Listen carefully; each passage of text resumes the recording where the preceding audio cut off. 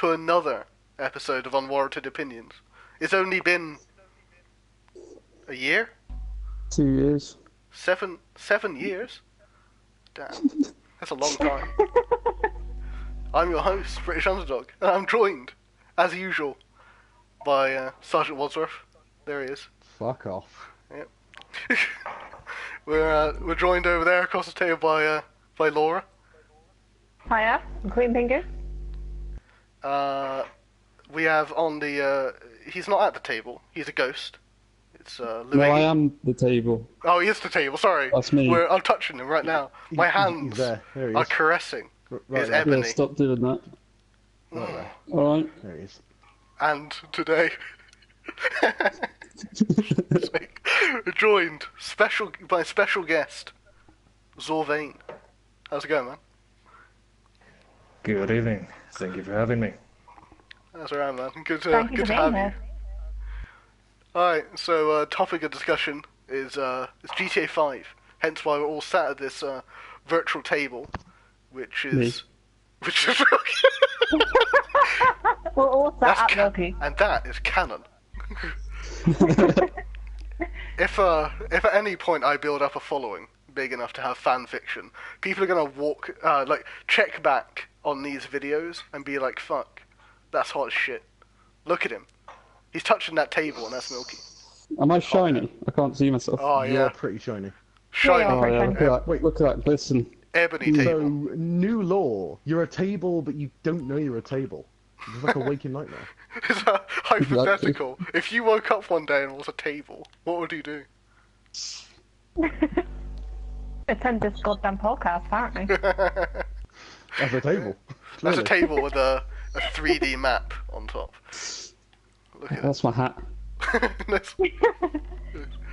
So we came oddly unprepared for a podcast as per standard. That's for really. the fucking norm. Yeah, we don't really prepare for these sort of things. We just kind of wing it. We just kind of talk. But what's different? You just looked at me like, yes. Fucking, we just kind of like chat about shit. Winging it is strong today. We just kind of chat shit. But today is going to be, it's all about GTA from day one up to where we are now. I don't remember launch. Sitting on Milky. Not really, yeah. Caressing Milky. But launch, man, fuck that. We'll was start rough. from there, and we'll go from all the way, from what we can remember at least. We took some breaks. But I think, Breaks is one word. yeah.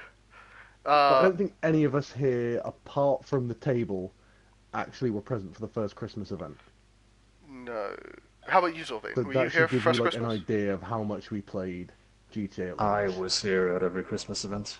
Goddamn. Look at this man. Even the two people who Very, roleplay very Santa and fond. Rudolph didn't make it for every Christmas.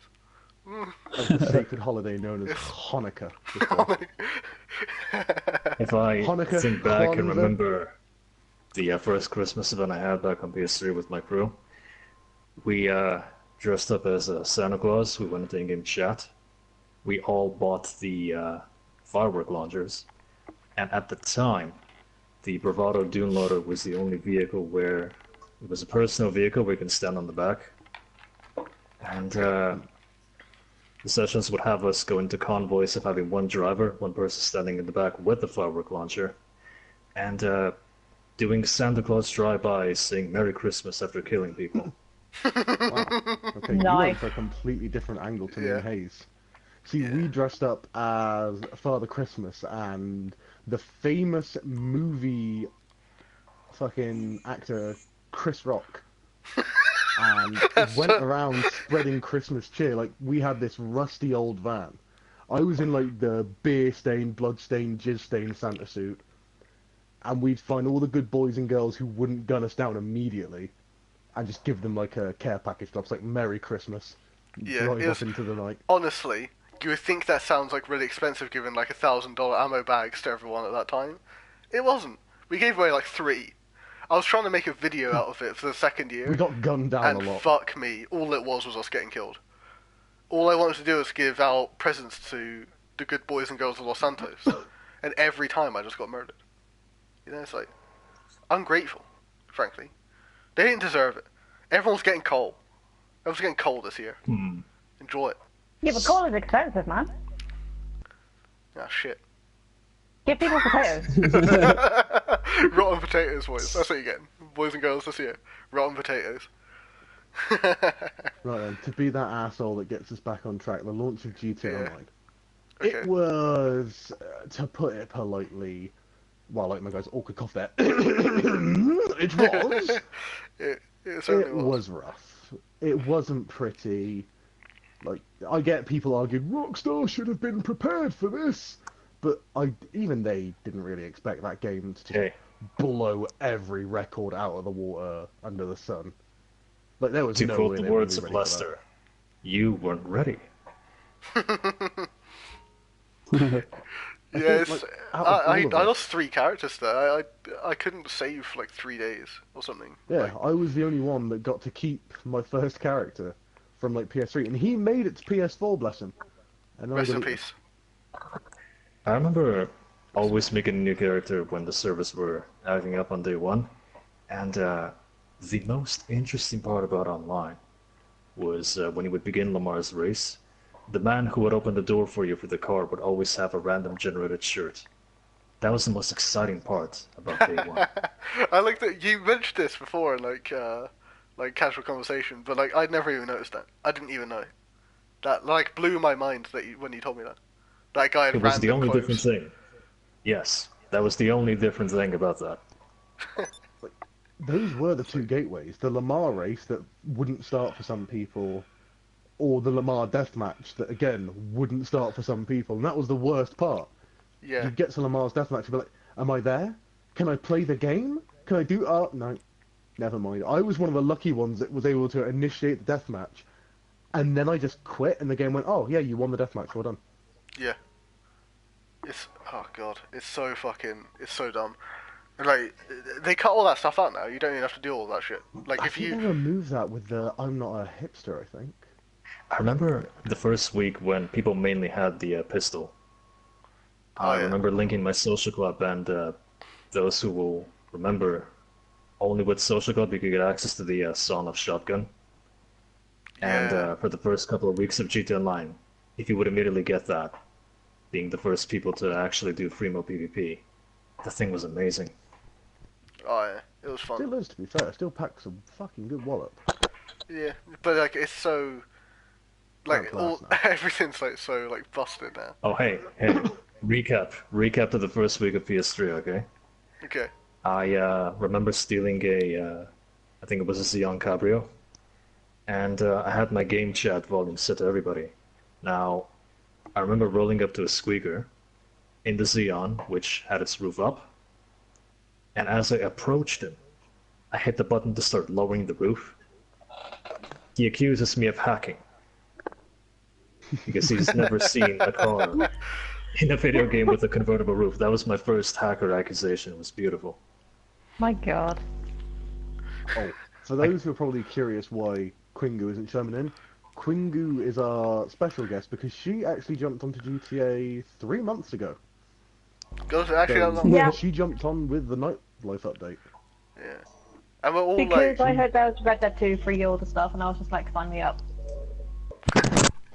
She got to dodge the horrors of. yeah. We all have like PS3 varying levels of nerfs.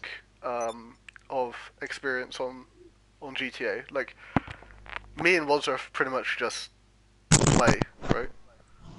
But I mean I've created like a few things like just funny moment like clips and stuff. Nothing to like the degree of like Milky. Or like even Sylvain, like he's like a map maker. Like he's like a genuine like from whenever the creator was added. Like in the first week. So, but me and Well, Wadsworth that's quite along the line, that being added, wasn't it? That was like 2015. Year 2, I think, or year 1? You're talking about the creator. It was year 3. Not the No. Jeez.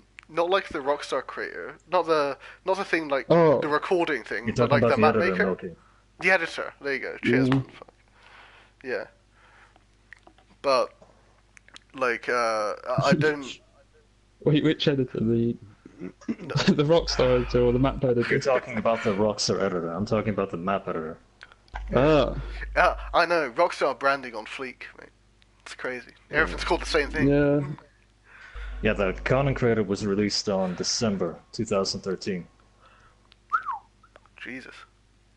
Nice Crimbo present. God that. damn.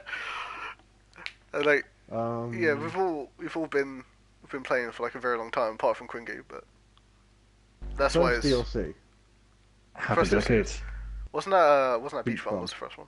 Yeah. Yeah. A DLC that I remember, like, when it first came out, going, this is pretty piss poor, thinking to myself. And now when I look back at it, I'm like, Jesus Christ, we had it so good back then. Here's an update. Everything's free. Wow. That's oddly remember- generous, thank you.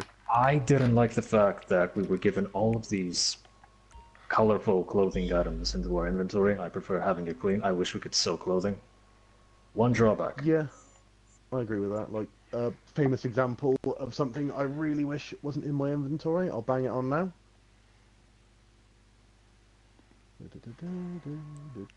This plays really well for the I hate audio these. listeners. I want them gone. The They're Krampus hideous. masks. And I'm just stuck with them. Krampus No one likes masks. these. That's what they They are. bring Yeah, out there were your these eyes. Christmas masks you got, and you're like this horrible goblin thing. It's Krampus, It's right? not a good looking mask. Yeah, it's supposed to I be. don't mind this one. This one's actually not half bad. But the choice to get rid of it would be nice. Or like the gun locker where I can just tidy my inventory. That would be nice as well. Yeah, You know? yeah. It'd be. I mean, there's so many like convenience things. Like they added a gun locker, like I don't know, 2 years into the game, but people are asking for that forever. But you can't get rid of masks, and you can't get rid of stuff out of your quick menu, which is the main problem. I don't care about other stuff, other clothes, because I just don't use them. But when it's like masks and like quick menu equipables, I wish you could just clean that up, because it's When it came to Just gets in the way. that, I remember a year before the gun lockers were even added, I would simply throw weapons on the street, be gone with them, and that would be it. Leave yeah. the weaponry. Then they added DLCs, right? They I'm added a simple DLC man. weapons, and you can't get rid of them anymore. Which is super weird and annoying. It's like, I don't want this. What are you on about? Super clever. What are you on You about? could throw them away Could. though. I think the hammer is one of the exceptions. Yeah, you can throw away the hammer, you can throw away the heavy deagle. Now, as far as I remember, I think you can throw away everything except the hammer and the Goosenberg sweeper. I think. No, you can't. You can't throw away the can't throw bullpup away shotgun. The hammer, you can't throw away So- the musket There's a whole bunch of or the this. firework launcher. You are stuck with those guns if you've got them. Which is and See, with the the two bullpup new shotgun, ones, the double I wouldn't action know and- because I never bought it. How did you not? I bought every gun as soon as it came out. Because I'm one of those people who just like collect stuff. So I was like, I like guns, I like masks, so I bought a load of guns and masks. So I just You're a hoarder. my inventory is just Yeah. it's just like Actually, clogged in the up name with of shite. Sonny Evans' GTA geographic, he would be called the Collector. I would be the Primer, Laura would be the Noob, and our dear friend Sylvain and Milky would be the Creator. Yes. That was Sonny Evans. He just popped by to say hello. He's fucked off now. He was actually that computer back there. Oh, Couldn't see. shit. See you later, man. Glad you can Bye, stop Sonny. in. Fucking hell. But yeah, like the DLCs early on were like fun. Yeah, rather they were fun, than they were simple, and they were... money building. They actually, like, rewarded players who stuck with the game. Like, I forget what came after Beach Bum. It's, I I'm not a remember hipster, that- right? Isn't it? I think it was No. something before that. Was No. that like No, the no. High Life update? I think it might have been business. That's the one that added like the new apartments, wasn't it? That were just like they were nice, but they were just reskins of old apartments with slightly different layouts. Oh, they were the 2-story apartments? The ones with the downstairs? No. The two-story apartments were like the base ones, and they had just like one-story apartments. Oh, okay. I can't remember what order stuff was I added think anymore. they added the ability to like buy more than one house. Okay. Actually, Oh no, you could have the 3 at second that point. I update, think. After Beach Bum was the Christmas one. After that, it was the Valentine's Massacre one. Yes, yes. Don't Oh, forget man. That was a good one. Beautiful Valentine's Day. And the business one came after that. Then we had the High Life, and as I recall, summer was the hipster update because I remember that's when they added the capture creator. The hipster one was hands down the best one in PS3, just because it was like, hey, you've been playing this game for a while. Here's some rewards, like the 6x6, some special tattoos. It was nice. Yeah. It was, They even hosted a it's- creator competition on building a capture map. I remember that. Two of my friends got I- verified. I tried doing Nice. that by making a Red Dead inspired map and got fucking nowhere. I played around with the map creator for a while, but it was very abundantly clear very early on that it was beyond me. I've never been the map creating kind of guy, and Although, the lack of like options in GTA didn't really help that. yeah. Honestly, it's Going very back to Valentine's though, I think the Valentine's update was like the first like signs of the changing climate of GTA. So I think that was like the first, whoa, this car is ludicrously overpriced. Little did we know, 750,000 I think it was. Let mean, me fact check that, I don't want The to... fact alone that get it was egg Al on my face. Capone's vehicle, yeah. I immediately bought it solely for that one. No, same, Historic because I was accuracy. like, damn, this is a cool looking car, and it's a 6-seater. Let me just Yeah, double it's check the pr- price, I I don't want egg on like my face. that was the first vehicle you could hang off of, right? That they added as A purchasable. I a think, purchasable. Yeah. That's right. I don't think those Yeah. really buy. The Three-quarter Granger, mil. perhaps. Aren't you able to hang Granger out the in that regular Granger? Can You could have it as a personal vehicle. True, true, but I don't know if you Ah, can yeah. I'm buy not it. sure if you could buy it in shops. I don't remember. Obviously, you can now, but Because, like, 750,000 back then, that was a lot. it was back To be fair, then. that's still a decent chunk for some players now. Like, for someone like Laura, that's a lot of money. Yeah, To That's absolutely. blow on a basically, like, car that isn't half that my good. money. Yeah. For me, it's like a quarter, almost. I have like think 4.5 also, million like- or something.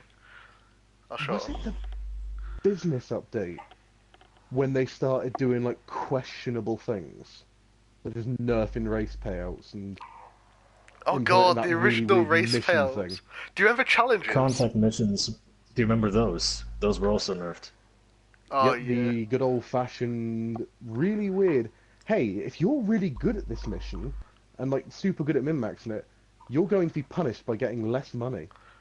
Yeah. Okay, but why though? Do you remember? They also denied us making playlists, which people usually made from the real Rooftop Rumble and coveted. Yep. Yeah. Like you can't. They took away the ability to quick replay as well. Missions.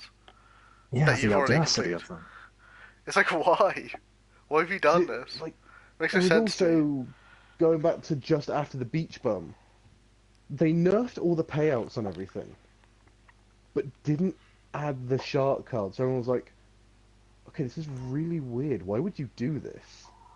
There's Yeah. like a drought where you're just like spending money buying things. It's getting harder and harder to make money. Then you realize, oh crap, you're putting us in a position where we're gonna need shark cards.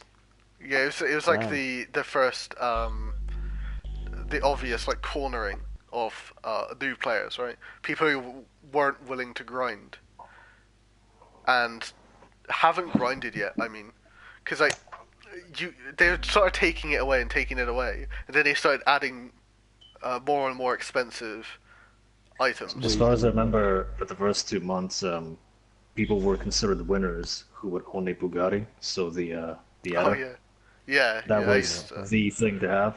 Now, you see I tons frankly of those. recall when people were grinding their minds off to get that car. Everybody would get instant respect when they would be seen with that vehicle. Oh Now, shit! when I would reach my first 1 million, I'm not into that. Personal taste. I bought a Z-Type. And people were Right. asking me, what is that? Considering the fact that I later found out that half the people on that game never even touched single player. Reaching the quota of 1 million, people would buy Bugattis, and they wouldn't even consider the fact that somebody would buy something as a vintage vehicle such as that. and it was a Sometimes rarity I at love that the time. amount of Yeah. I think I can top that though with like audacious 1 million. I remember my first 1 million Oh spend. god, mate. This I fucking. got the dump Oh god, why? because it was like, hey, this thing can carry a whole lobby on its back. This could be fun for like some stupid fun. It Yeah, wasn't. that it wasn't. I was like, wow, I regretted that. It didn't play out the way we would have It was liked. funny for like 5 minutes, and I was like, well, that was a huge mistake. Yeah. But I don't even But remember what I also, spent my like, first million on, honestly. going back to No Zorvane clue. and the Adder, do you remember at launch was like, yo, this car is too expensive. You're not allowed to sell it. What? Oh Like, you shit. buy these extravagant cars, and then you couldn't sell them if you're like, oh, I don't like this. Like, no, you're Or stuck with it. the ability to give money to other players, or to when rich people would give money to their friends by modifying the vehicle on the street, having the players Yep. enter that vehicle and then sell it. I remember that. Yeah. God, do you Also, remember the the duplicating do you remember the car first glitch. money glitch? I'm like, oh, yes. Do you remember before that there was that you could people would get the Batty 801. They would customize it fully. While you were in the garage, you would go into the cash card menu to buy a cash card. Back out, it would boot you out of the Oh fuck! No, you'd sell the bike, right? And then you go into the cash card menu. You go to buy cash card. It would boot you out of the garage with your bike and the money you got from selling it. So you could just keep selling the same bike, like Then after that, there was every like the Rusty 5 minutes. Rebel exploit, I think, where you could buy the Karen Rebel for like 3 grand, but the thing sold for 8. God, no, It was like, it was just really bad oversight on Rockstar's part. The second they found out, it's like, oh, crap. Or do you recall when they added the chrome rims? When you could unlock them for free, you would just apply it to our Rusty Rebel and then sell that for 13, I believe it was. Yep. Similar concept. I never knew that one. That's a good one. The basics. There's a whole bunch of weird shit like that early on, like just stuff that you wouldn't think would work. Were you too present during the Modder era, where at the Oh, the very space dockies. I was literally about to bring that up. Space dockies Well, at the going very around, beginning- the Buffalo S. it began by seeing 1 million bounties on players. I never saw that. I never This was saw the very one. beginning of GTA Online. This was an epidemic for a couple of weeks. Oh, no, I heard Now, about it, remember but- me and my crew were in free mode, and then suddenly we see a bounty of $10 million that has been placed on this player who happens to be in Polito Bay. The whole lobby goes insane. It turns into the rat race. Everybody starts, going towards it. I want that money. People would be screaming on their mics for the person who would get the kill. Like the lobby would be wacky racist calm, theme there. and suddenly bloodthirst would emerge. Well, I'd like to think that did anybody actually get the money, or is it like does it just show up as 10 million? That's it. But you No, actually just people got the money. oh fuck. People got the money. After that happened, we went to town. You can imagine the scene from Scarface when they essentially start, buying sharp suits and cars. That's what we did. We basically became the million bounty hunters for like that single week, and we bought everything we wanted. Damn. So I remember- it's the same reason they took out the share cash from previous jobs with the players, wasn't it? Because people could like just share 10 million with people. And so like, no, Yeah. fuck this. And this is as I may bullshit. recall, I think it was February where they basically purged everybody's bank accounts after they patched it all up. Wait, I believe it was called the money apocalypse was the term used. did you even need the money? Like, did you even need to have $10 million to place a bounty on someone for that much? Or was it like, I don't think you did. could you like place a bounty on someone and just get $10 million? Like, No, out- this pull out was your ass? it was an exploit, or rather a hack. Oh, okay. Illicit means were used to do these. I never knew how it was done because I never ran into anybody who was even like affected by it. So, I I certainly used to never play ran this into game it. heavily in the first months, and I remember this being a thing. So did I, but I don't think we ever really joined public matches all that much. So that's probably why. We pretty much I pretty much just played contact missions, and we used to play a lot of races back then, because they were like good for money early on. You used to get like 9 grand for like down the drain or something. There never used to be a Or- reason to be in public lobbies, were there? Like, Not really, no. Not compared to now, where you've got to be in a public lobby to make Do money. anything. Back I then, remember you the just time when chill out. the Gallivanter Baller was a genuine source of income where those things were being heavily sought after. People selling them Yeah. for 9 grand. Yeah. Then there was the people figured out you could call Merryweather on people, and me and Walter took advantage of this a couple times. You could call Merryweather like assassins on people, and you would like kill all the guys who come out, and you could sell the maces for like 21 grand or something. It was like 19,000 or Ridiculous. 21 grand. It's something like that. It was fucking ridiculous. They were crazy. It That was was Does the like, well, anybody- because you could keep it as your vehicle. You like Yeah. keep it as yours. That way, you could just keep selling them over and over again. yeah. I So think we it was used the third update in the game where they realised, yeah, it is kind of dumb. You need to wait an hour to sell one of your own vehicles. Remember that shit?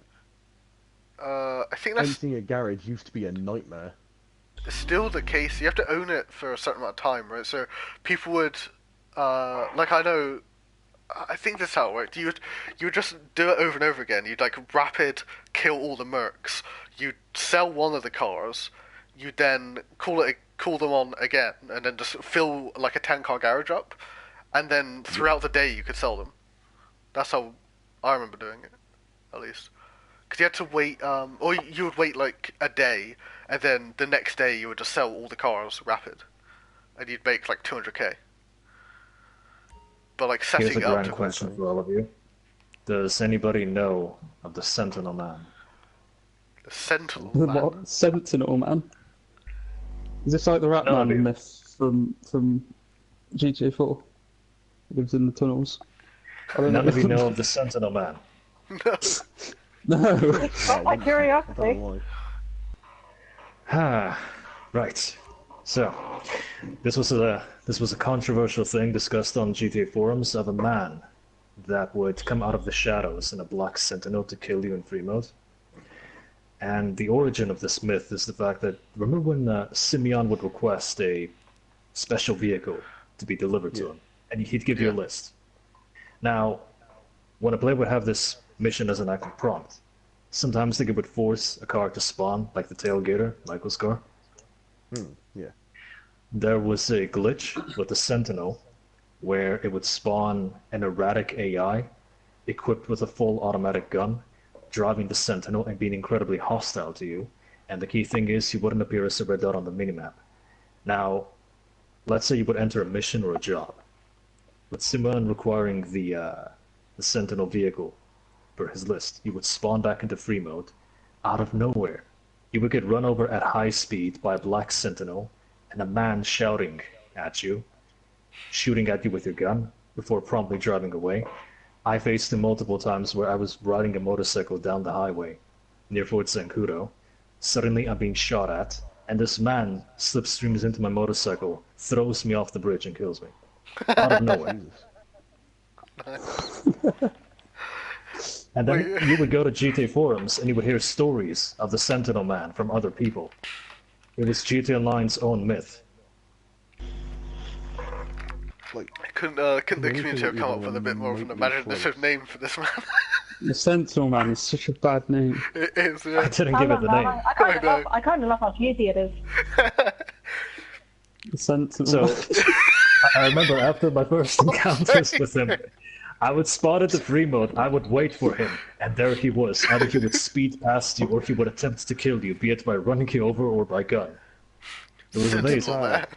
that I'm just thinking about this entire Shoot your lines, situation, personal but AI Deja hitman. vu is playing in my head as he runs you over Sylvain. He's like Tokyo drifting into you. Fucking hell. Pouring himself a cup of tea at the wheel, you know, toast done. Just John's spinning rubbing around. himself. I mean, just remembering that time when I spawned at the Zancudo highway. I spawned from a mission, I go on my motorcycle, I'm riding away, I'm being shot at, I look behind me, what am I being shot at? Boom. Sentinel man. I fucking hate that name. It's so annoying. It's like It's so. I'm close to that I can think of that I Anticlimactic. experienced is Winston. Winston was a weird guy who would rock up at Christmas time. I Like, for remember some Winston. reason, like, there's a guy in downtown LS. You know when it's Christmas and there's that big fuck off Christmas tree? And NPC generally spawns there to take a photo of it.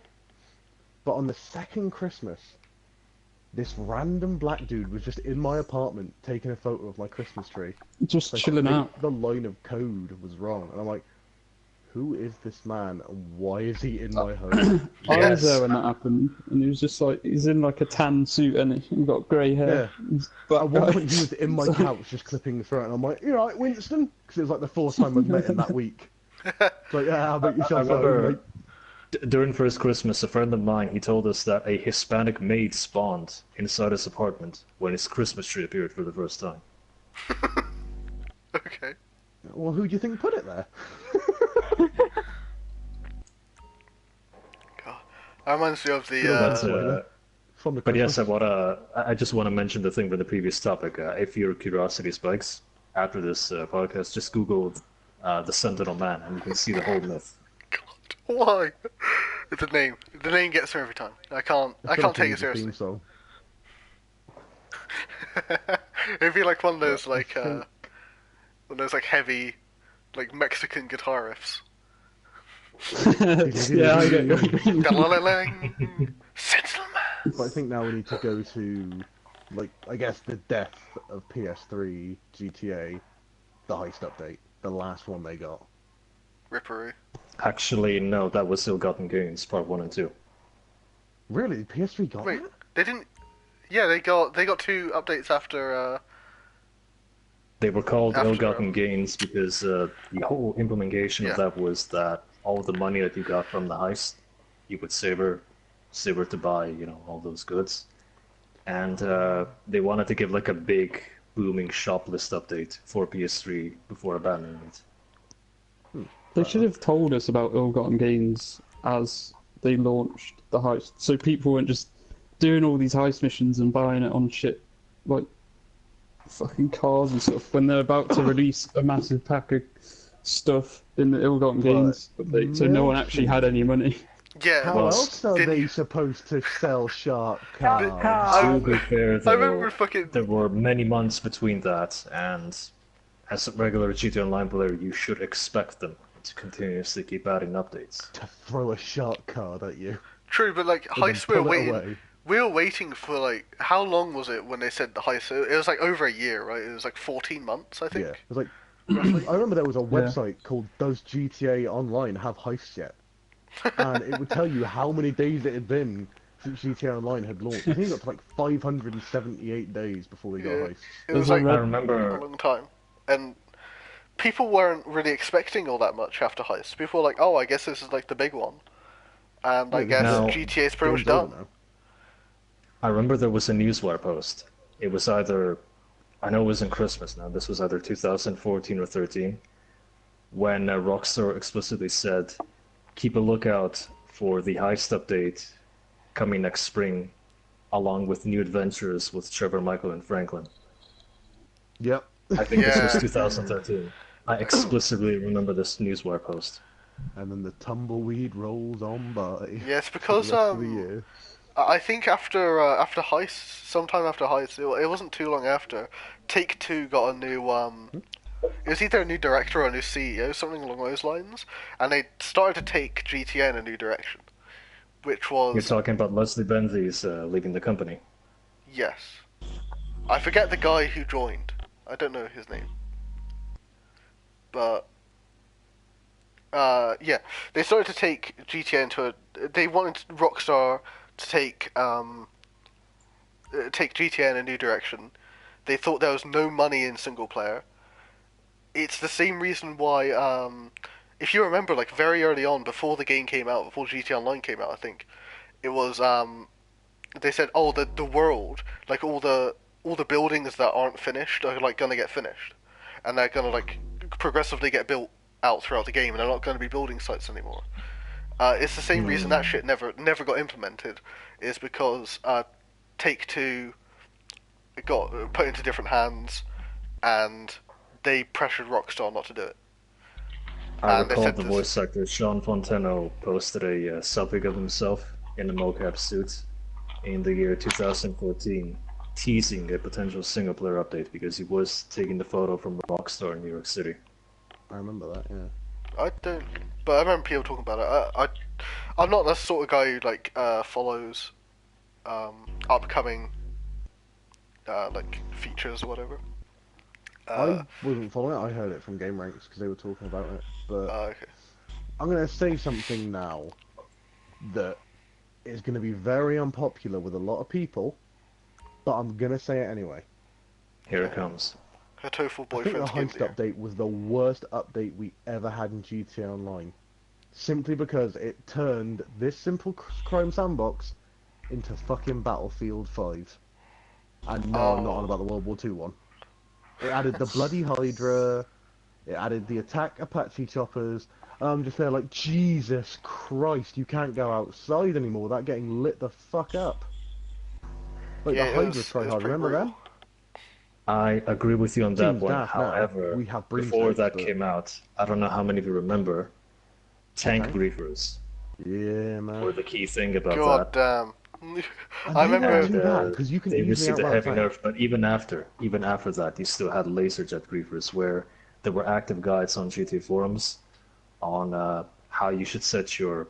People were prompted to buy the garage in Fort Zancudo. There was a swamp garage, two-car, and they basically mentioned, methods on you grief a lobby, your jet starts to smoke, you switch sessions, and you'll spawn next to Zancudo in said garage. So laser jet griefing was an active thing, especially to those committed to it as well as tanks. So I would say the problem was already there. The heist update only escalated it.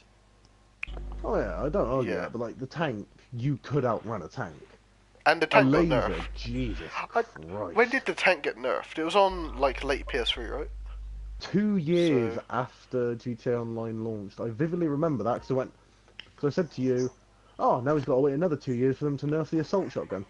It One never nerf at a time, happened. boys, one nerf at a time. It never happened. It's still busted. It's still the exact same gun as day one. I'm pretty sure they'd never touched the assault shotgun.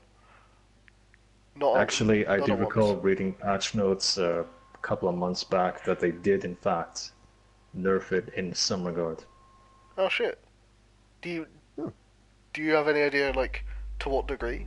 Or No, I do remember because I usually look at the patch notes with the creator, and the assault shotgun was there with a slight nerf. However, I don't remember the details. okay, Maybe, but I'm just going to play devil's advocate.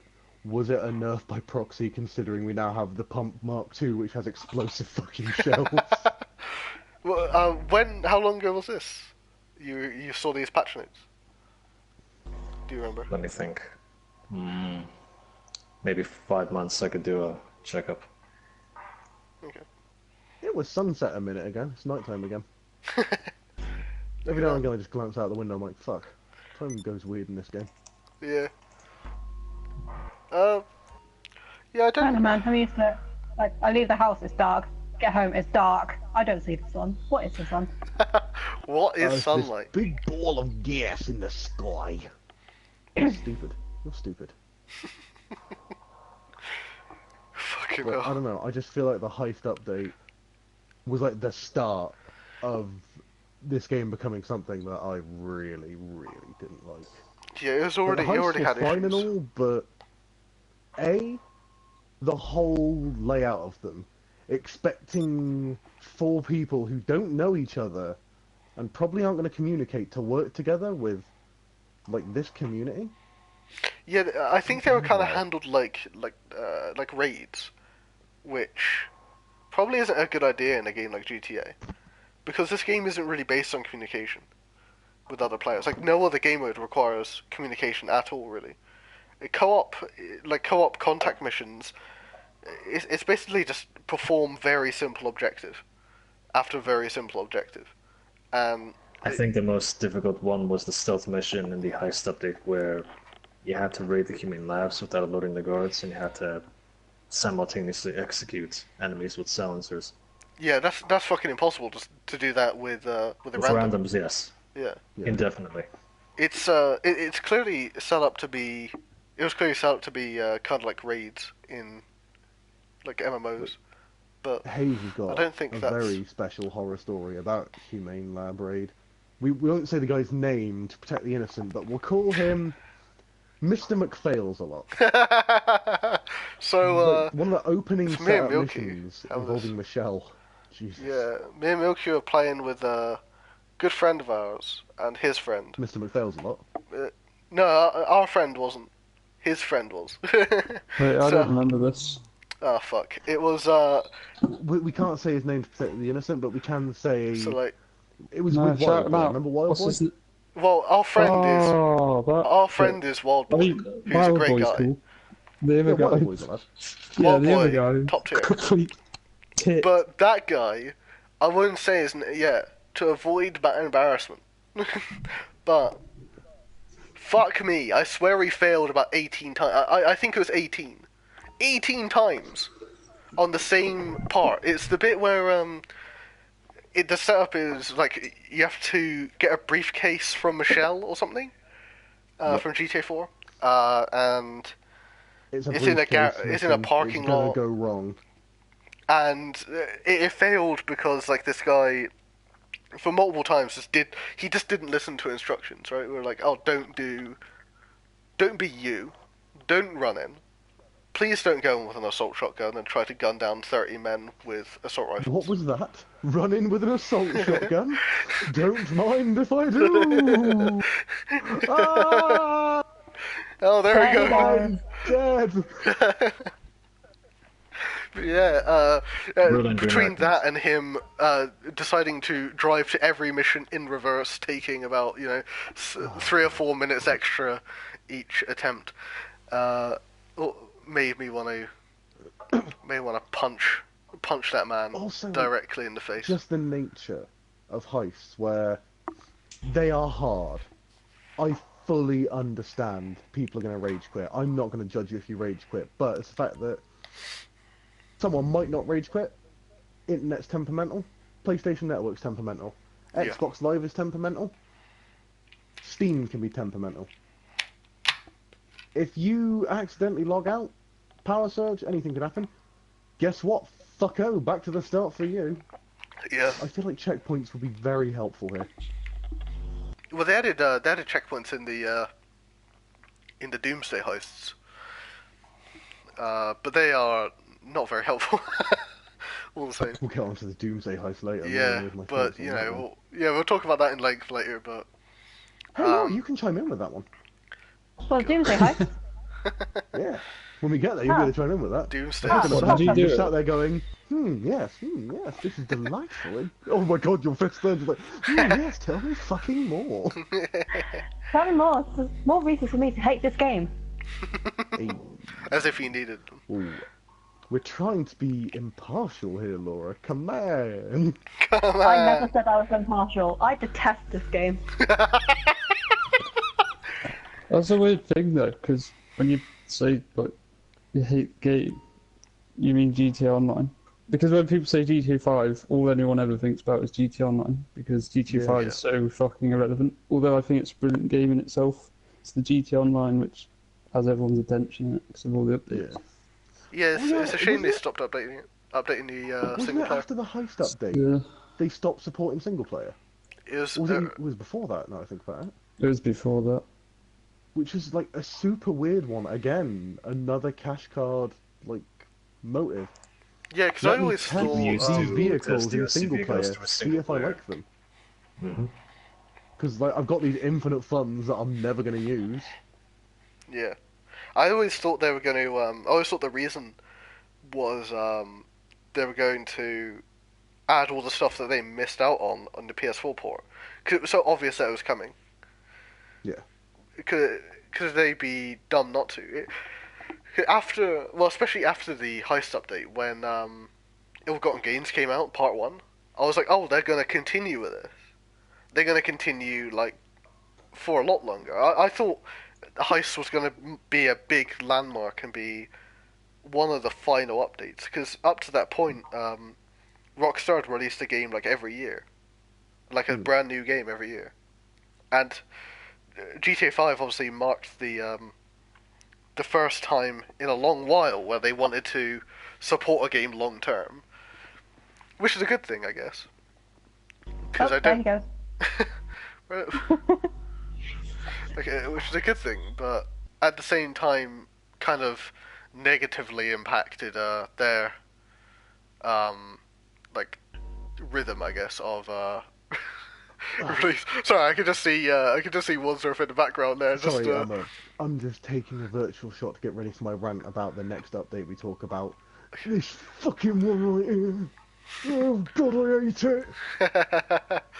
but yeah, then obviously Ill-Gotten Gains 2 came out. I don't remember what's in either of those updates, if I'm completely honest with you. It was this. It was the fucking offices and all of this bollocks. Was it? I thought Time that for was a me to go different into update. full rant mode. Was it Ill-Gotten No, Gains this is Ill-Gotten 2, Gains. the business update? Or was No, it this is Ill-Gotten Gains. The second one, I believe, was the cars, I believe. Oh. So, the Office update, Okay. or Ill-Gotten Gains, whatever you want to call it, this was another absolute stinker. Because they just really didn't tell you what the hell you were getting yourself into. You drop all this money on an office, you blow loads of money getting it to look how you want. You're like, right, time to start making money. You need to buy a warehouse. But I'm skint. I just bought the bloody office. Right, go grind some fucking contact missions and heists, fine, whatever. Right, I've got my warehouse, now what do I do? Now I need to go buy cargo. But I'm skint again. Well, that's your fault, mate. Right, fine. Do some more bloody missions. Right, we got our cargo. Right then, boys, time to go into a nice private session and ship this I need to be in a public session. There are hydras in public sessions. Yeah. I don't Wadsworth. think you realise how evil this community is. They do not care that I have worked hard to get this. They will destroy me. Alright boys, we finally did it. We shipped a full warehouse, we weren't blown up by a hydra, we weren't destroyed by a tank, we weren't assailed by a helicopter, the game didn't crash. How much was you take? I got a fair bit. How much you get, Hayes? I got $2,000. Ah, cheers, man. I'm glad I got to you voiced me. I wouldn't have known what to say. It's just like, what the fuck? What are you doing here, Rockstar? If it No, wasn't no, for what Hayes Rockstar and doing? the crew, I would not have got this cargo to where it needs to be. And now I've just shafted my friends. No, I'm going to make a Rockstar quick left a little correction post-it on note on his what app you said. saying shark cards. What's it? Ill-Gotten Gains, by no means out of the offices, by the way. PS3 does not have those. Slightly into the future, I believe it was finance and felony that we received offices. Yeah. Oh. See, I told you, Wadsworth. I'm right, as per usual. How do However, you like that? But everything you said warrants the Yeah, absolute truth. I do agree with you because if you look at the, let's call it the demographic, yes, of online, you spend money to spend more money, griefing people, paying for their insurance to spend more money. it's genius. Ah! The circle. There he goes again. The circle of life. Everyone, If I can direct you towards this graph of how this update makes sense, do you see there's no real coherent line here? Yeah, there's none of them are straight. They're This is all Rockstar crossing each other. logic. After the heist, we figured, oh, they're probably going to add like a casino or something so we can understand that. gamble away our earnings. Then Rockstar says, so this is the line where Rockstar says, no, we can't add a casino because we can't really condone gambling so you can buy shark cards. So we go, okay, Yeah. fair enough. Then they add the office update where you can use shark cards to purchase cargo and your warehouses. To which then you gamble that in your free mode lobby, whether you actually get it there or not, against both AI bots and griefers, squeakers, tryhards. So essentially, I could blow 70 quid getting a bunch of cargo to not get anything out of it. Yeah, that's about the long and there's short. no I'm gambling in glad this game you brought these whatsoever. paintings on as an Alright. interpretation of the state of GTA Online. Now, if you would look to these three paintings, they, in a sense, depict the status of how GTA Online evolved. Now This imagine that one the is the white, black hole of my heart. How I feel about the it. white depicts My the cryptic innocence of earning hard-earned money without the terms of World War III, let's say. Now the black stain represents the corporate greed of grieving that they threw onto the canvas. Now this was the first time, considering when the heist update came out. Now we move on to the evolution when it came to this. Now, as we can see, the innocents have been cascaded in darkness of greed. Now you do see white paths, which actually indicates that there are still ways to make money. However, you have to follow a slim path. The majority of this is painted in black bullshit, considering around the grieving ethical structure of this everlasting World War III conglomerate. Then we take our eyes to the third photo of how this game has evolved, and we can see they just threw a whole bucket of paint of all colors onto this because the ways to grieve now stems from jetpacks to flying motorcycles to literal orbital cannon strikes. Thank you. Here, here. I think that definitely deserves one of these. Where is it? Where is it? I'll find it. Oh. Well said, lad. Oh, lad. Well done. I'm glad this this visual gag was on our audio format. That's fine. For the audio listeners, it was really good. You should just rewind, and you know, you'll get that. Just You'll watch get that that amazing artistic interpretation. Expressionism through ranting. Indeed, God, it's a beautiful thing. And Oh. I know, right? Let me move on to the next update. And holy shit, if it wasn't a good one, bikers. Was bikers? Was there no in between business and bikers? It was business, bikers, then business again. Then it was, I want to say smugglers. You skip lowriders. I thought Lowriders was PS3. No. No, 2015. God, fucking lowriders was super late for how weird it was. Lowriders came out shortly after Ill-Gotten Games. It was, yeah, that was the first real next-gen update where that was at that pivotal point where the PS3 players were like, I want this. Like, Lowriders would show the intricate details of how you can customize a car, was Rockstar essentially bragging of how this is what we can do with next-gen exclusive updates. It's a real shame they never really did a part 2, like an official big part. They trickled cars in there from time to time. Yeah. There was a Part 2 Lowrider update in 2016. It didn't feel like it. I think that might have been that may have been in one of my many breaks because I don't even remember a part 2 to the But was original. part 2 the one that added the Le Mans missions, or was that part 1? I don't remember. I think that was in the beginning. That's what I of mean, the like missions. Lowriders, it was Boss. fun when it came out, but it was just kind of a flash in the pan. What was part 2? I mean, like part 2 just added like, well, the Sultan, the I Banshee. can't tell if part 2 was the one that added the Le Mans missions. I think that might have been what it added. Was it the Sultan, the Banshee, The and second one something else? added, I think it was the Donk, the Look, Virgil your Classic. table with good Wi-Fi. Can you check this for us? What? Me? Check. Yeah. What did the lower updates do? In what order?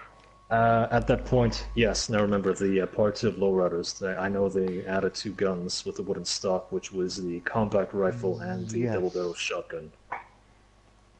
Which is weird because the double barrel shotgun was definitely more of a biker weapon. So's the compact rifle, because both of those guns are bike friendly. Super useful for bikes. Yeah. So, yeah, I think they probably added those knowing what they were going to use them for. Moving on to the bike. I was update, very that's happy a that they good added the thing. Virgo from GTA 4. Yeah, that's cool. Jacob's vehicle.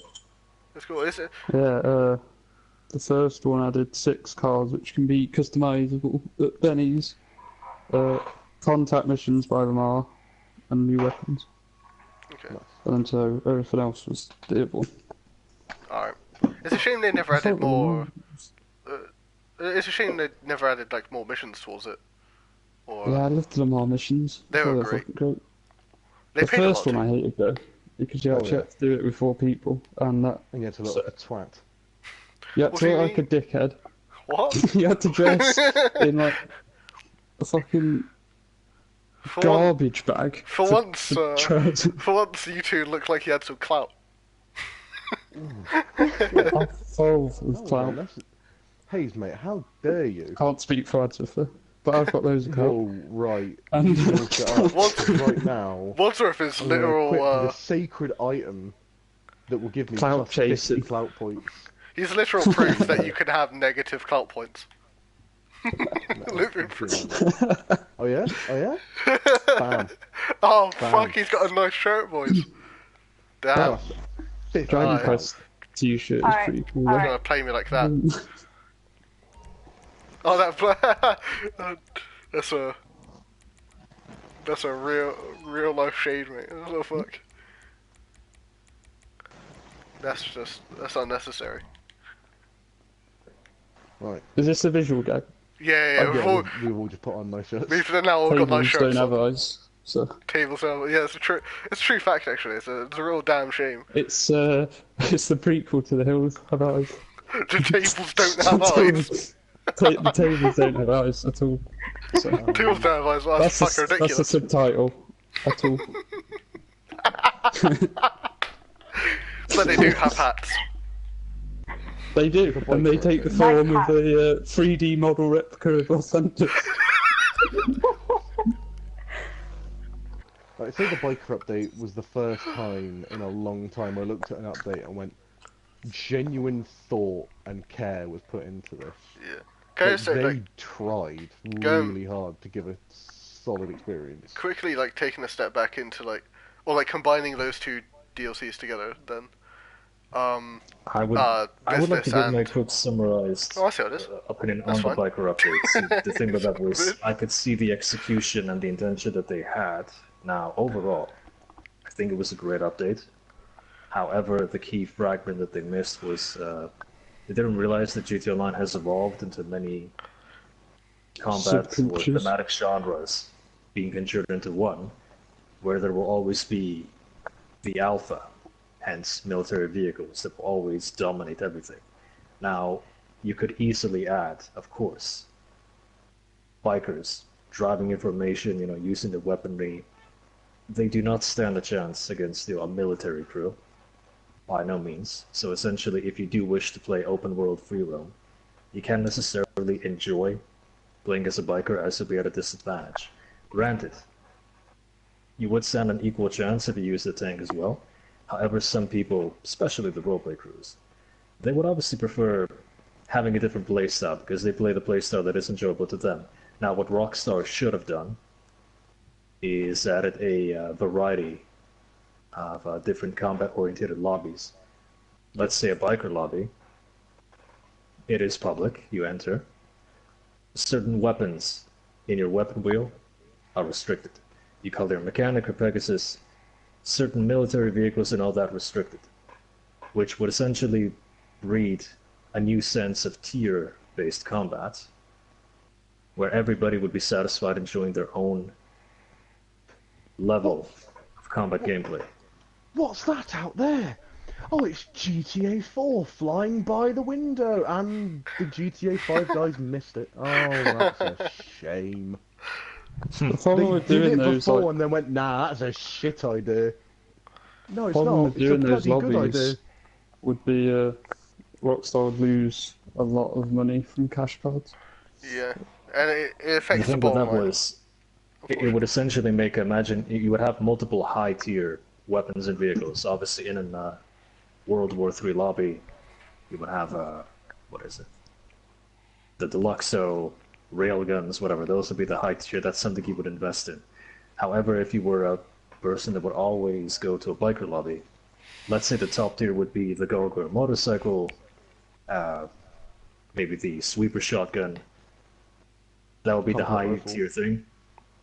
Or lowriders. Lowriders are a perfect example of this.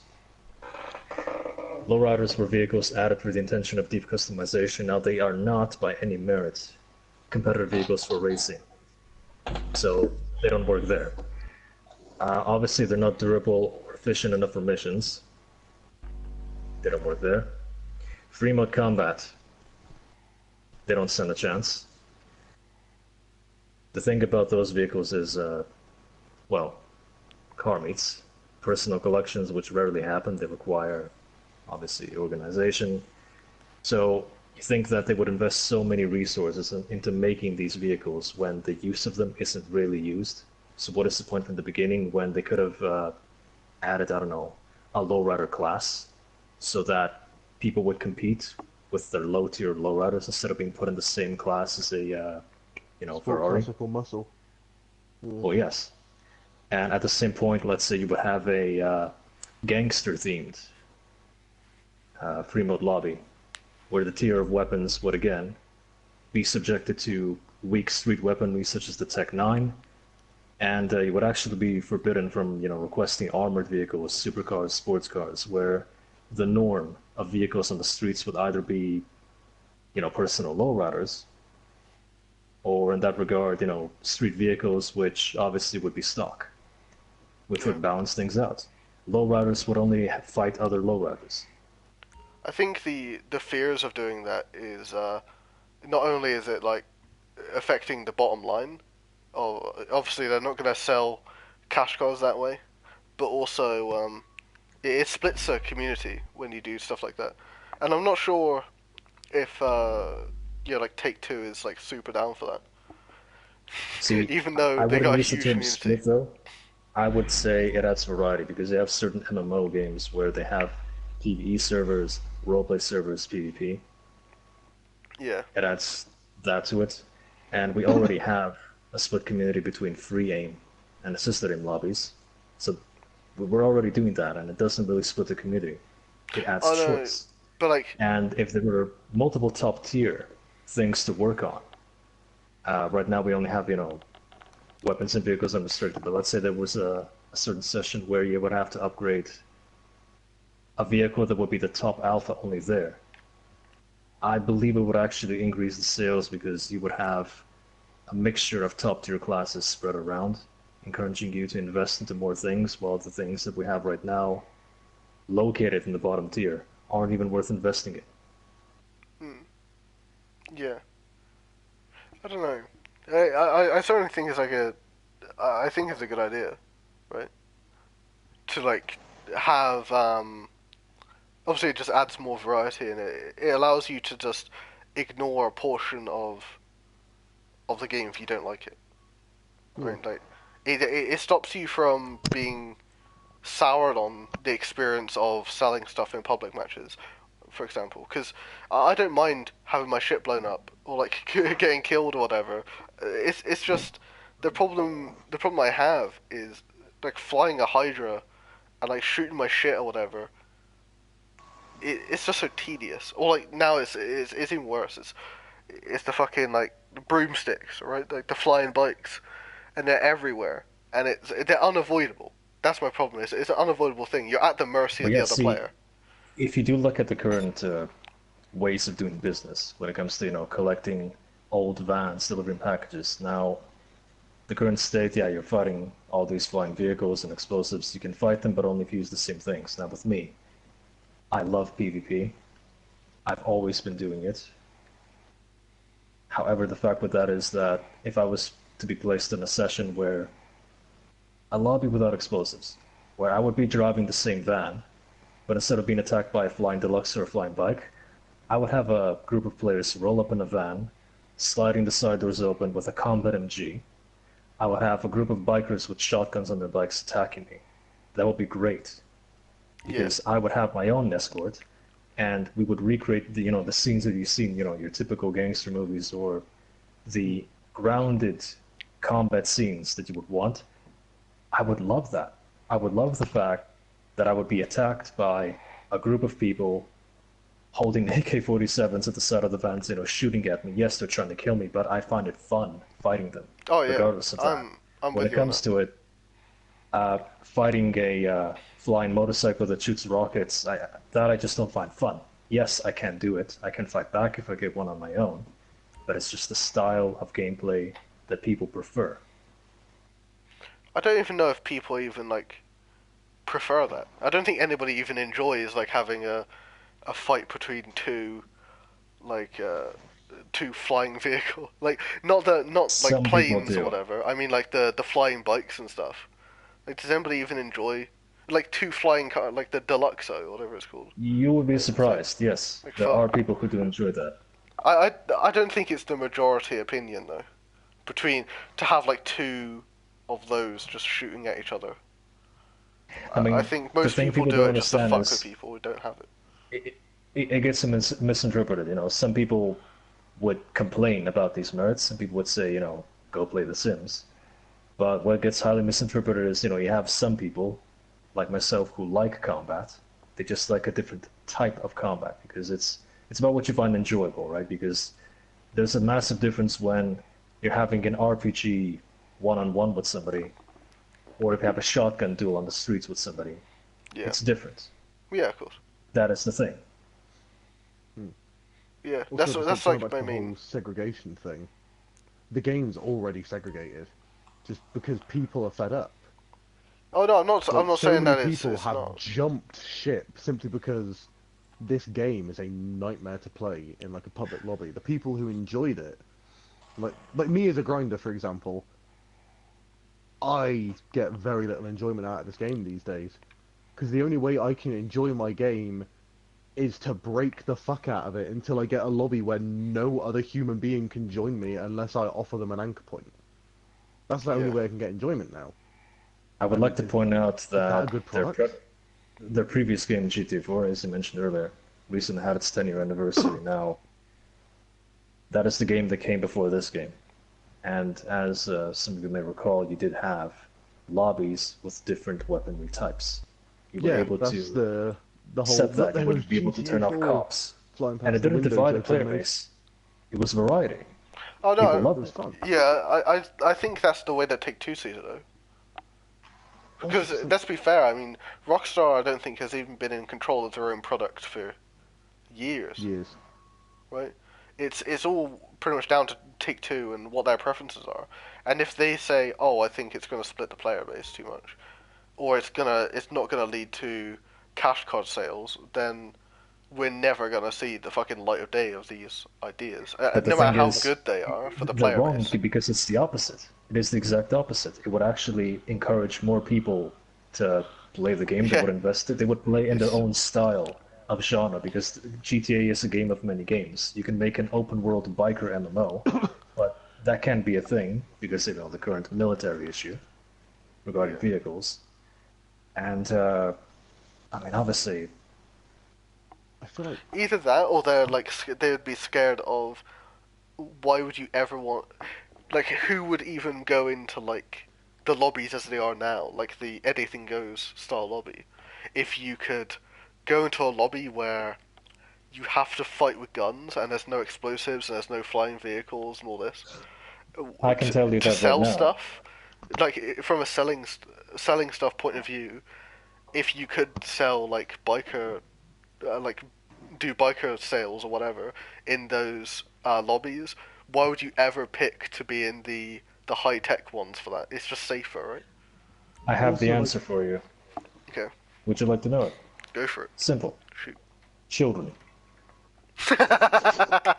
yeah, like, I'm Do gonna they? say it now. I'm not sure. Do they The assume that everyone's reason 18? I don't know anymore.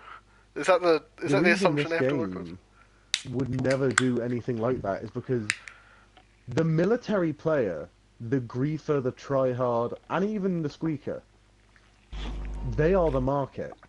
And if you separate the lobbies, so you got your bikers there, your lowriders there, your military boys there, all of a sudden, you've lost a gold mine in a way, because you'd have to pump out constant updates for each of these separate individual lobbies, because eventually you'll be like, oh, well, I've kind of bored of bikers, I've done lowriders, what do I do now, if Rockstar's not constantly, like, drip feeding little bits and bobs here and there, whereas right now they can just go, here's an update, here's some new griefing toys, let the cash cards roll. Yeah, Because every time a new update like this comes out, you see it, there's that 1 week where everyone just gets on.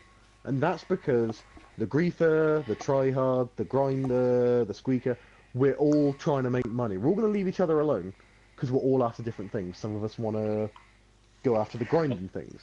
Some of us want like our Oppressor Mark 2s. It's like, alright, I'm just going to leave people alone, they're going to leave me alone. I'll do these new missions, get the money, get my griefing tool. Next week, Apocalypse begins. And it's like, I've seen a if fair bit of they people lose that market, just there's a lot of money permanently gone. quit the game though because of that. Like I've seen a lot of people that No, I'm not have saying that entirely it's lost not true. I interest quit the or game even moved to numerous times because of PC it. to roleplay service, and some games aren't really dependent on DLC because as people who have played video games on the previous consoles, I don't know, PS3, PS2, you remember the time when you would buy a game and that would be it, no patch notes, no DLC, none of that. You buy the game, what you have is what's That's on. what you get. Nowadays, Nowadays.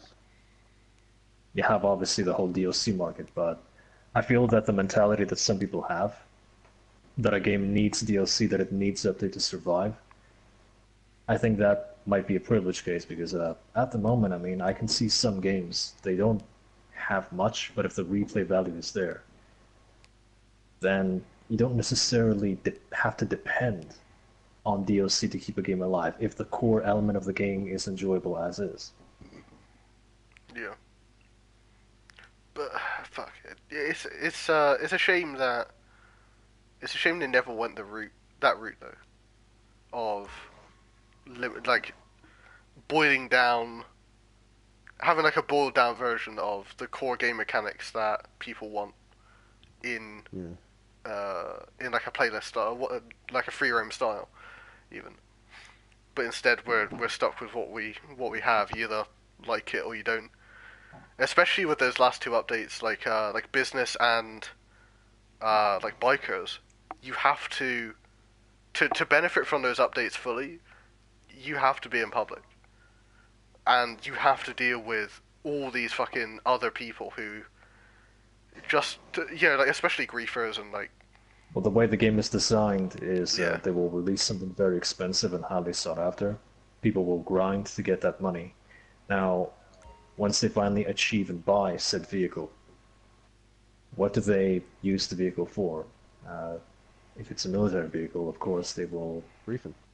use that to grief others. So you're working to get money, to invest money into a tool, to do a non-profitable thing. Like you will use that weapon to grief somebody, so you invest money for personal satisfaction, but at the same time, the person you're grieving has insurance. So hence, you will be paying his vehicle's insurance, right? So you're going to be draining your own bank account further for that personal satisfaction. And if you look at the perspective of the victim, his car is getting blown up, his ego is being attacked, and what does he do? I'm going to grind money to get a vehicle to counter him, and so the process continues. So essentially, Rockstar have cashed in on people's vulnerability Yeah, it's for a like personal digital- vendettas, in a way. it's a digital arm Another race, thing is, basically, like, for a Cold War. every single delivery vehicle, bar the new ones, I will give the new update credit. The delivery vehicles are pretty good in the new one. Yeah. It will be this slow ass heap of shit that can't defend itself in the slightest. Like, for Oh, yeah. example, the office one of the vehicles you got to deliver stuff in, the tugboat. It is one of the biggest targets in the game, and it goes 10 miles And a an hour. jet can, What do anybody I can easily do? take you out. They deliberately make this a high risk thing where, you lose everything when you make a sale. They obviously force you to be in a public session because they want you to lose all that hard-earned money. And they will obviously reward other people to take that money away from you, to basically make you go and say, fuck this, I'm buying a shark card. Yep. Just really Yeah. scary manipulation tactics. Like, even now, with the most recent update, I didn't know this until the other day. The old method of, oh, it hasn't gone my way, I'm going to XMB to get another chance. That's gone now. The second your mission fails, it saves for you now. so you can't even XMB anymore. They really just like there's no transparency about it. Rockstar just want your money. They don't give a shit if you're enjoying yourself at this point. Yeah, it's kind of fucked. It's like it feels like they're just trying to like prey on people who have a bit of a problem. You know, Yeah. it's kind of like the loot box mentality, I guess, where people want to prey on people who have like a gambling addiction, but instead it's people who are constantly being griefed, right? And they have like Zolvain said, it's like their ego has been attacked at that point, and they want to kind of get their own back in their own way.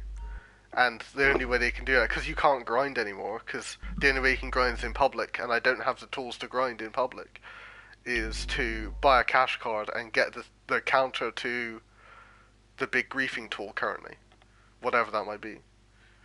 And even then, like the whole thing of, oh, if you do this as a group, you'll be safe. You'll have boys to protect you. But you've literally made it so it's not worth their time. So why the fuck would they protect me? Yeah. No one's gonna risk their neck for $2,000. They kind of fixed that with bikers, but they didn't retroactively fix it for CEO. Every consecutive update afterwards. It's Like like the way Smuggler's Run, perfect example. You do a run, I make like almost $1 million. You get $6,000. That's not fair. yeah, but if you run it as a biker, I get like a lot more. It's super weird. But even then, it's still not worth it. You get like 20k. The way I see this game is in the sense that GTA is essentially what you make it.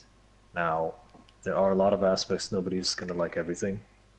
At no point. However, you play the game for its pros, not for its cons, and you get to choose what do you want to do. And for me, it's come to the part where I don't get the satisfaction of the current state of PvP in free mode. Personally, not a fan of this World War III combat simulator.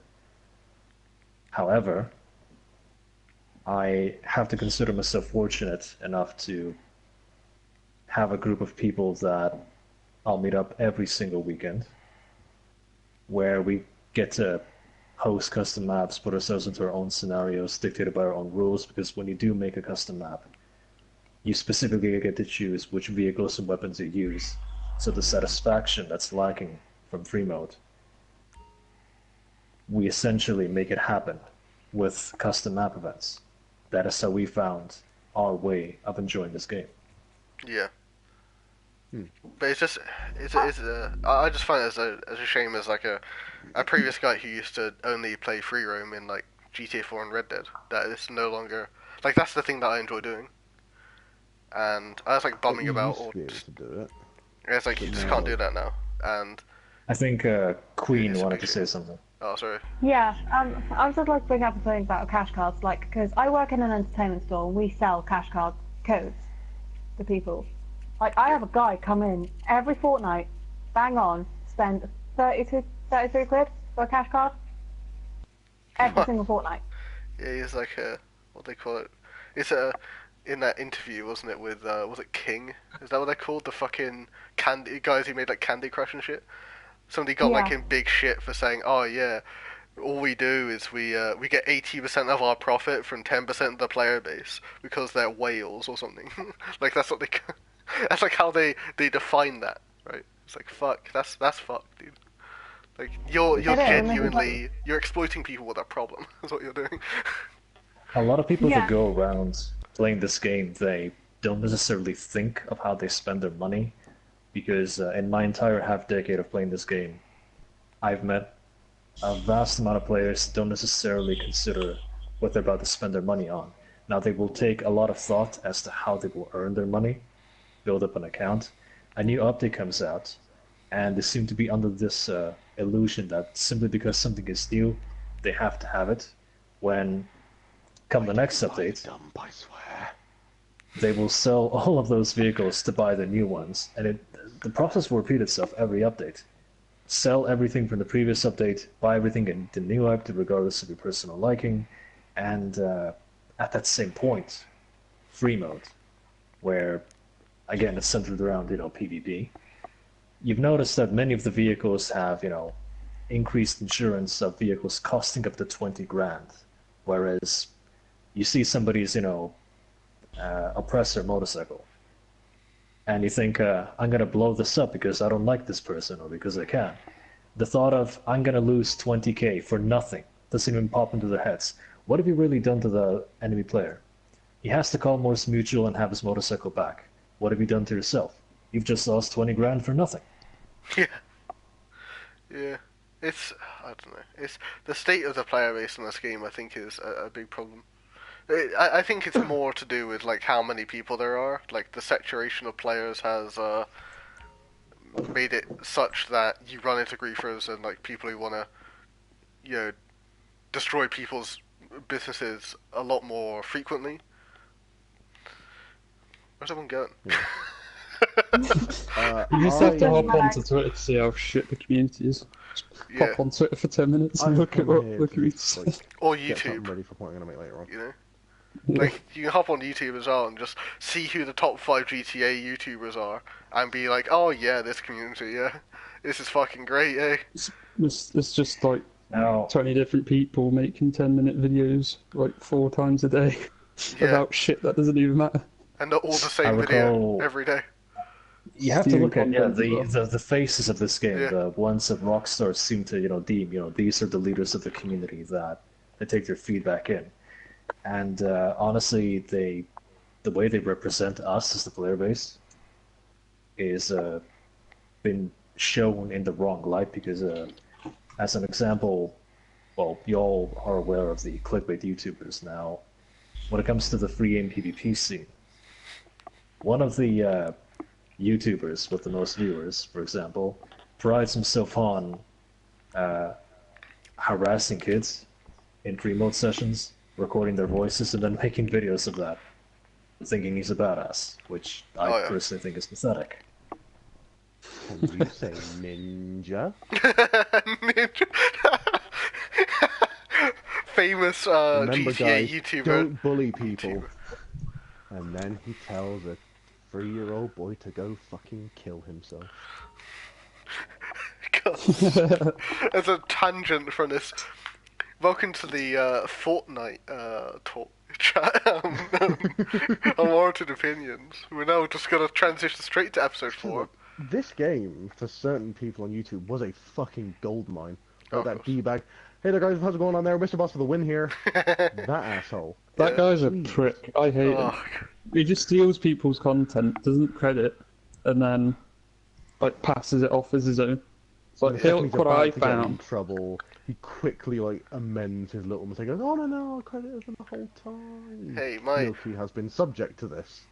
And then Like- by the time he's apologised or anything, he's already made his video's already been up long enough to make fucking loads of money off of it. Oh, of course, man. It's like he's yeah, gonna turn well, off monetization, is it?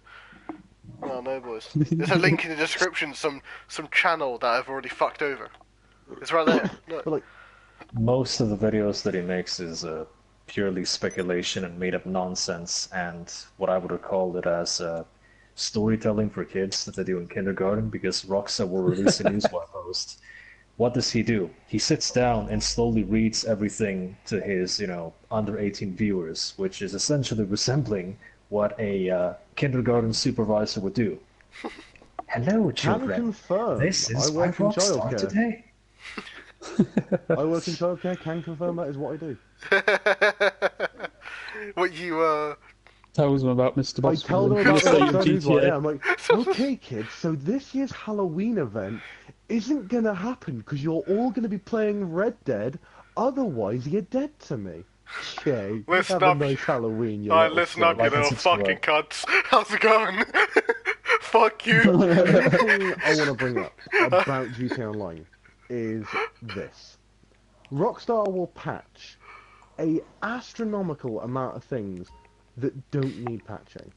Okay. Famous example, Trevor's Meth Lab out in Sandy Shores, somewhere that way. Let's put it that way. We'll go with that way. Yeah. Used to be able to get in there, not anymore. Oh yeah, they took But out the you've got- little box. Blatant issues in this game with balancing and also things that just don't make sense. Here's my favourite one. Do you like these trousers, Ulving? No.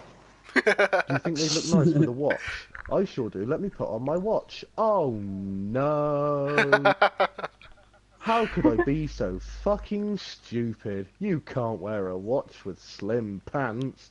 That would be ridiculous. Wadsworth. Why? I have a question for you, Wadsworth. Do you like my face bandana? Oh, mate. It's alright, yeah. It's all huddled around. Would you like one That's for all right. yourself? Oh, that's alright. I mean, I had one a long time ago, but I think the glitch is gone now, isn't it? That's the joke. Oh. You ruined it, Wadsworth. Well done. Well done for taking away Zorvane's punchline. Fucking Sergeant Thunder Thief Wadsworth strikes again. Yeah, so essentially, you can't get this anymore, unfortunately. And each time I have to apply it, I have to go inside a vehicle to put it on. So Wow. So, There's loads of you stuff have like that. to. There's... Hang on.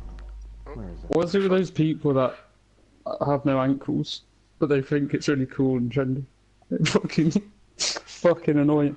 I don't remember what trousers they are, but I know that there's a glitch where you can have no ankles. It's like, why would you want that? I missed the glitch where you used to have to put on a tank top and your arms would disappear. But your hands would still be there, so you look like Rayman.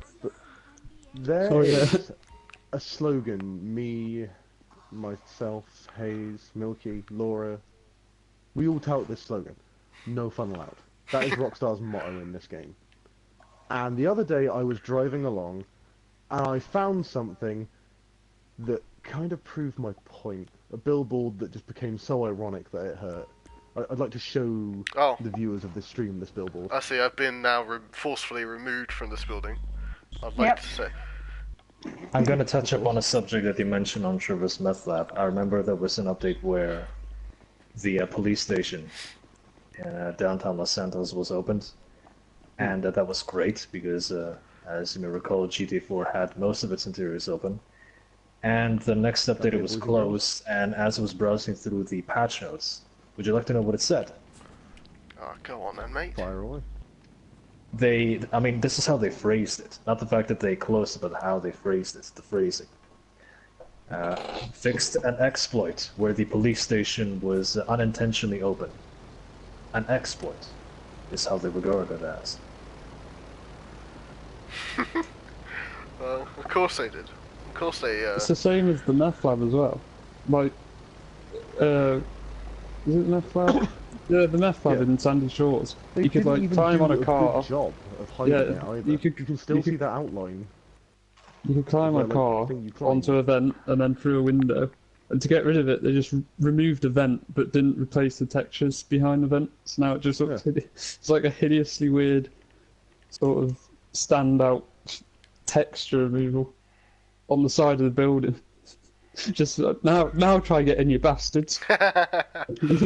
Sort of like how it felt. Gonna bring You joining this the up lobby? real quick. I just got a call from Simeon. Why is that feature still in the game when fun shit like crate drops, money vans, Trevor drops, and airdrops, they're all gone now? You remember those weird little Leicester events? It was like, hey, I need you to go downtown, cause a bit of chaos for me. Distract the cops, I'll slip you a fiver.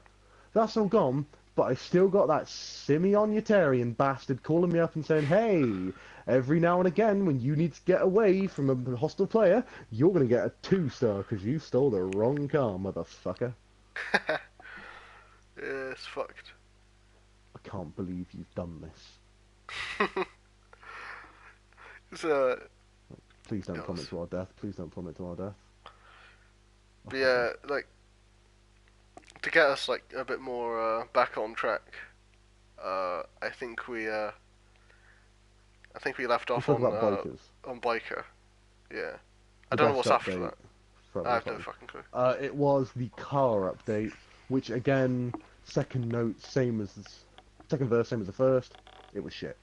You can make a lot of money out of it, but your friends couldn't. The bike update feels like, well, maybe not, but we kind of have a bias towards it because it reminded us so much of Red Dead, which is, at least I prefer that game by far. And we used to play Yeah, the shit out of Red Red Dead Redemption 1, Yeah. It just I kind of felt. personally liked everything about the biker update, but as I quoted earlier, it should have had its separate sustained PvP lobby to make it really Oh yeah, work. Yeah. right, Here dope. we are. It's like you're in a posse and you're like fucking riding in formation and shit. This It's billboard awesome. right here sums up GTA Online. Does it really Great though? diamond in the Yeah, garden. it does. Read it. And I can't see it. Hell awaits. Wait, what was it? Hell awaits if you're having If you're fun. having fun. That Hell billboard because- sums up this entire Nice. game. Hell is already First here. redemption. First redemption for Yeah, Zolvian's got a point. So it's Well, already that's what I here, mean. so It's a double whether you're having meaning. fun or A, not. it's no fun allowed, and the majority of people who are having fun in this game these days are griefers. Yeah. But they deserve to go to hell. But doesn't this contradict the statement then? Because they are having fun with the current chaos of the game. They wrote Exactly. that. They're going to billboard. hell on two levels. Yeah. They're breaking The Rockstar's code, and they're That's dicks. it's the griefers. That's the griefers motto right there. Hell awaits if you're having fun. Don't go into Los Santos, son. Is that supposed to run? No, I just realised it did though. Fuck. That did as well. Did it? I know. I guess the I didn't know it did next that. thing Oh fuck. would have been... You know, Jesus, Is it I'm bunkers? a poet and I didn't even realise. Fucking gone. I imagine a scenario right now. Imagine this, right? You go to that billboard and you saw it off. You attach it to a DeLorean with a time machine. You go back to Red Dead, and on the first day of Red Dead Online, what happens is Underdog and Wadsworth stumbled into an interior on day one, and they find that billboard there. And go into instant panic mode because the same thing will repeat itself. Oh, Just allowed no echo throughout the whole map of Red Dead. was it Bunkers or hold off on Smuggler's Run defense. that came next? I think Smugglers was before Bunkers. I might be wrong. Okay. But either way, I guess it doesn't really matter. They both kind of go hand in hand anyway. With like as Smuggler's a comparison. Run was a weird update for me personally, because as a flying enthusiast, as well as a grinder, I thought that update was fantastic. Yeah, the vehicles were a bit pricey, but the fact that now all of a sudden you could just call in a plane instead of the Pegasus crap that was, oh, well, we tried to deliver it, but Gary had a few points on the way, so long story short, you're not having your vehicle. Yeah. You reminded me of something just now. I feel that having a buzzard spawn right in front of you, if you're part of a biker or a CEO, I think that tampered with the whole, what would you call it, realistic feel of the game, because as some of you might recall, the early months, hell, the early 2 years of GT Online, Vespucci helipad, the hospital helipad, and the airport were heavily sought after, because if your Hydra or Buzzard was destroyed, those were the only places you could go get it. People were actively going to those locations for them, right? That was a thing then. Now, you can spawn your Superbike, your Deluxo, your Buzzard in front of you, while before things were different.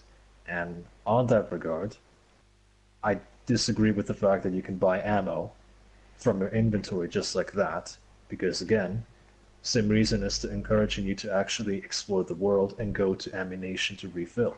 I don't see why things can spontaneously spawn in front of you like a mod menu when we're supposed to be in this functional open world. Yeah, it's kind of ridiculous. I think they kind of I'm jumped not- the shark and they kind of realised that they did that. I'm not They against the stopped ammo caring. buying, because it does cost more if you do it that way. So it's like, yeah, you can have it now, but you're gonna have to shell out a lot more than you would if you just like spent the 5-minute drive to ammunition. What I was against was like all of a sudden, with the Bikers update and the Oppressor Mark 1 and 2, you snap your fingers, instant death is now in front of you. Yeah. Like, that is frustrating. Because There's a Greasers thing now are with, essentially invincible. if you recall in Red Dead Redemption 2, how if you don't oil and clean your guns, they'll start to jam. Now imagine the scenario. Considering you only have a limited amount of weapons, your main guns begin to jam, they start to misbehave, and yet you're in the midst of a gang attack. You're in the middle of it. You cannot escape. So you are forced into the position with playing with jammed weapons, right? Yeah. Now, if you could just instantly from the interaction menu fix that, it takes away from it. Whereas, you can only have your weapons fixed after the initial gang attack, so you're thrown in the scenario of fighting with half-broken weaponry. Because I recall reading a review with a similar method, where in Fallout 4 somebody played the, what's it called? Survival mode. What do you call it? Survival. Yeah, it is Yes. just as well. And I remember reading this, how somebody ran out of bullets and he was forced to use, like the bandits' pipe guns that he quoted as he would never imagine him doing that. And being limited in that way, forcing you into a different scenario where you have to switch up your gameplay because of the outside standards, makes the game more interesting. Yeah, it takes away from So- the spontaneity of it, doesn't it? It's like, oh, you don't have to... I think the ammo count in this game is too high anyway. Like, being able to carry, Oh, like, yes. 9k See- bullets. Or, like, 10k bullets. I would hope that this game would make it so that you would have only one gun per class. Like imagine one long gun and one short gun, and then maybe a heavy weapon. Let's say, imagine that you can only carry a long gun, which would be, I don't know, an assault rifle, a combat MG, and then a small handgun. Those are the max that you can carry. Now, if you want to use a heavy sniper or a rocket launcher, the trunk of your car, you have to physically carry it. If you die, you have to go get it. And again, limited amount of bullets. That would actually, you would run out of ammo on your main assault rifle, and then you would basically continue the fight with your pistol. Yeah, I mean, I think that's kind of the feel they're going for with Red Dead 2, right? Because you have to carry stuff on your horse now. And I feel like they've Yes. taken a lot of, they're taking a bit more of a realistic feeling route with, It's exactly those Red Dead features 2. with Red Dead that I wanted for this game. Me too, man. Like, It is precisely what I wanted, because it's just, I want a I crime like it simulator, when, not a when crazy things aren't, sandbox. too easy. Well, yeah. That's what GTA has always been for me. Is like, because my favorite GTA is 4, and I really want them to continue the route of, oh, we're gonna make this more of like a crime sandbox simulator rather than, oh, we're gonna go back. It feels like a backpedal. This game feels like a step back in terms of like the direction, because it jumped the shark and it went back to San Andreas feeling, where they just have like military vehicles like on your doorstep, and there's jetpacks and there's like flying bikes, and there's like all of it just feels a bit too much. It's gone past. It's so far past the point of like where we are in real life that it just I mean, you have to annoys see a me. commitment thing when it comes to biker communities, because at the moment, this is the game that's closest to an open world biker simulation. Yeah, And considering that you see how many biker crews play this game, especially the role players, that they have the determination and the patience to still deal with all this military bullshit thrown at them, you have to have a high tolerance for that, because they want this reality of a biker game so much that they're prepared to deal with all the fallbacks. So let's say they have to deal with 90% of being griefed by orbital cannons. yeah, 10% of the time they'll actually face a different MC that will use similar tactics. To them, that's worth it, and that just tells you how much of a need, how much of an interest there is for that type of game. yeah. There's so much. I take my hat off to like anybody who's willing to like stick it out through this and not be part of a different community. Then they're part of, like you said, like the bikers. Then they're the people who just want to play this game as if it's like a biker sandbox. Like, Yeah, I have like a great amount of one- respect for that, because it's really hard. It must be so hard to not get so frustrated with this game you just never want to play again, because you're like it restricting is yourself. something so that me and my crew have been doing since we were formed 4 years ago, whereas times have obviously changed through the course of each update. we're against any kind of exploiting cheat. We don't like. We feel that if a kill is gained too easily, that it isn't considered a kill whatsoever. Right. Earning a kill is something that a player, as a gamer, should owe to himself. And it goes precisely against, the whole thing about tryhards when it comes to, taking the easy way out, using invincibility, or just using a cheap method to get a kill. Because, at the end, if it took no effort whatsoever to get the pixelated number, then what is the point?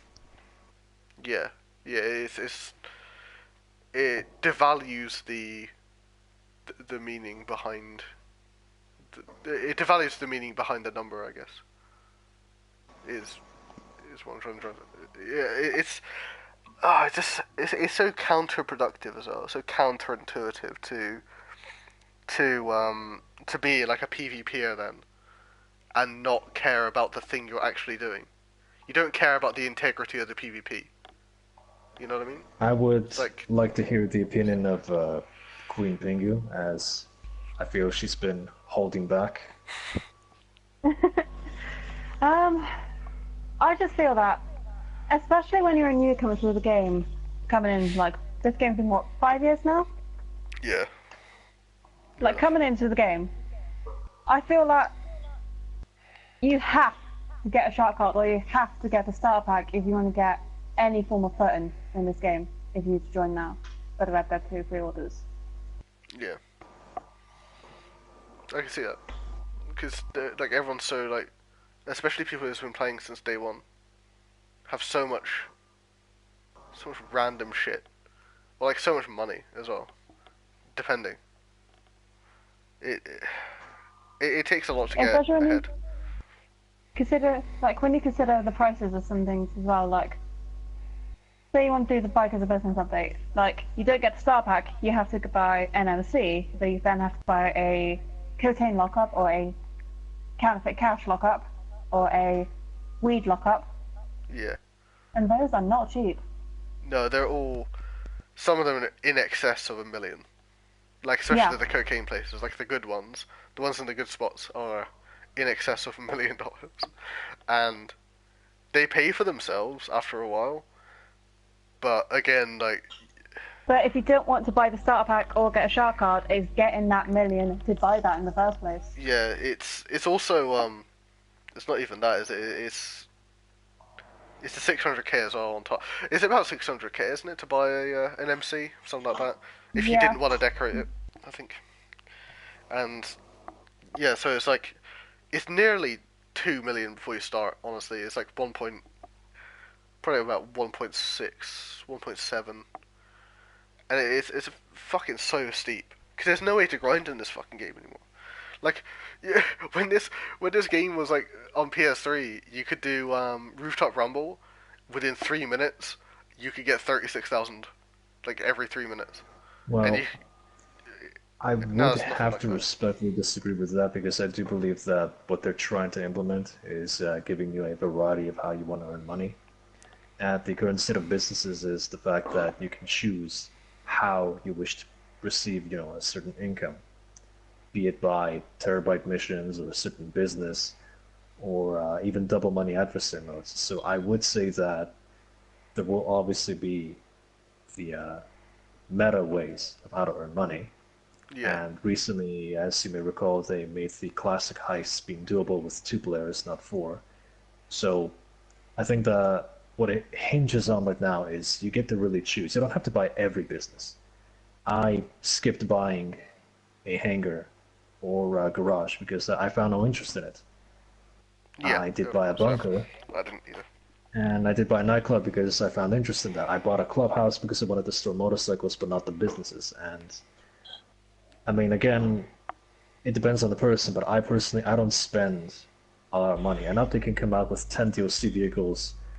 I will maybe buy one, maybe even nothing. If I don't like anything with the new update, I don't necessarily care. I don't put value into something simply because it's rare or because it's new. You'll see people who have, glitched a certain vehicle that was super rare, and then suddenly becomes available, and everybody's selling it, like the hearse. However, you have to look at how somebody perceives possessions, money making. Yeah. Whereas not everything is necessary. You don't have to own everything. You get to choose what you want to buy, what you want to work for. And the fact is that once you buy something that you've been craving for, a lot of people forget that. They shove it on the side. They put it in the dust. They don't think about it. They immediately think of the next thing they'll buy, and they immediately complain, "Oh, this costs too much." When it feels like they don't really thoroughly enjoy what they worked for. Yeah, I think that's like psychology though. That's like human. That's like the human condition. That you're talking about. Yes. It's like we look forward to like the new thing because, well, I don't know. It's something about like human psychology. Something in human psychology is just like, oh, it's new. It must be better.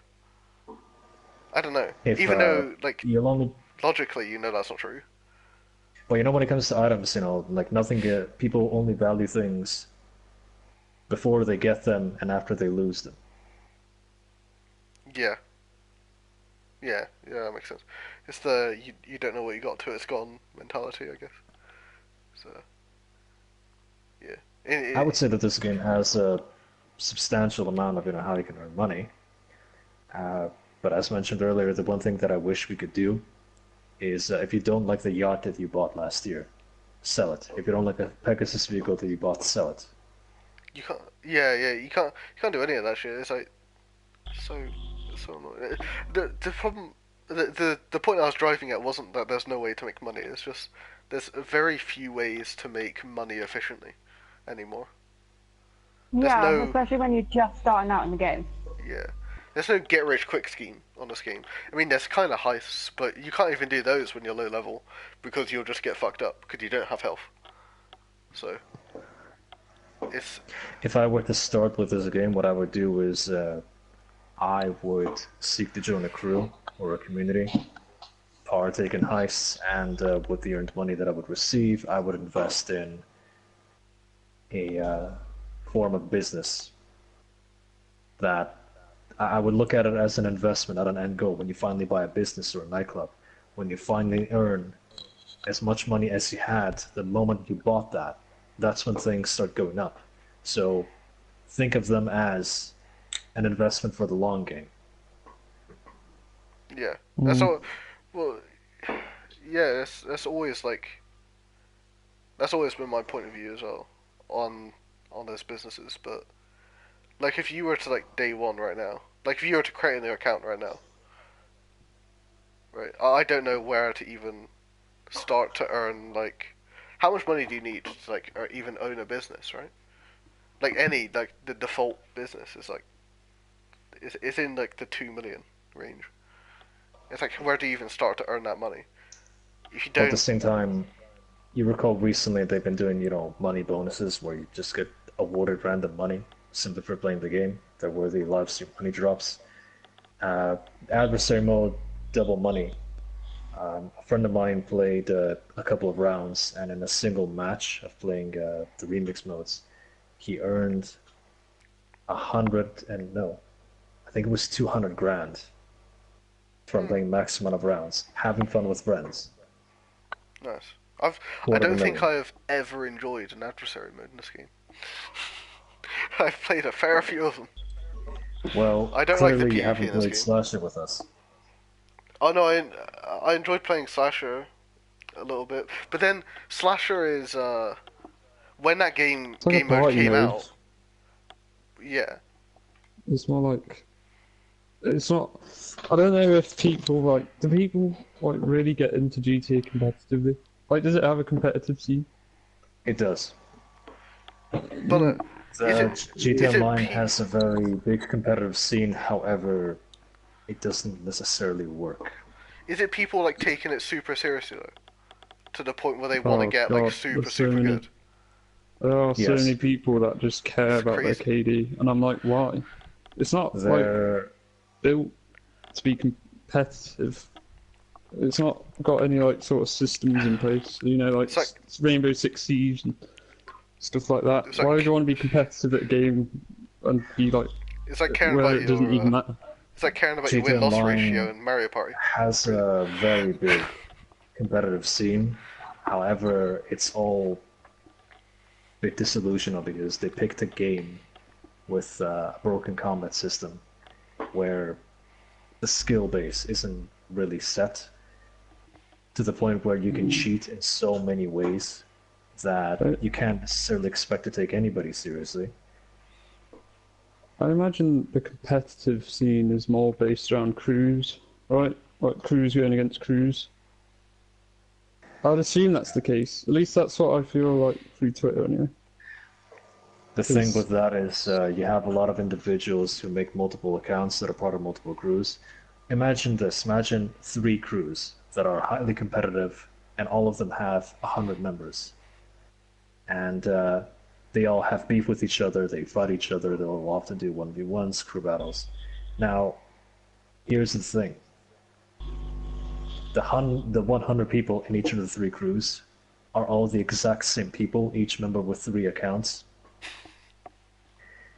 Because, and I'm serious with this, by the way.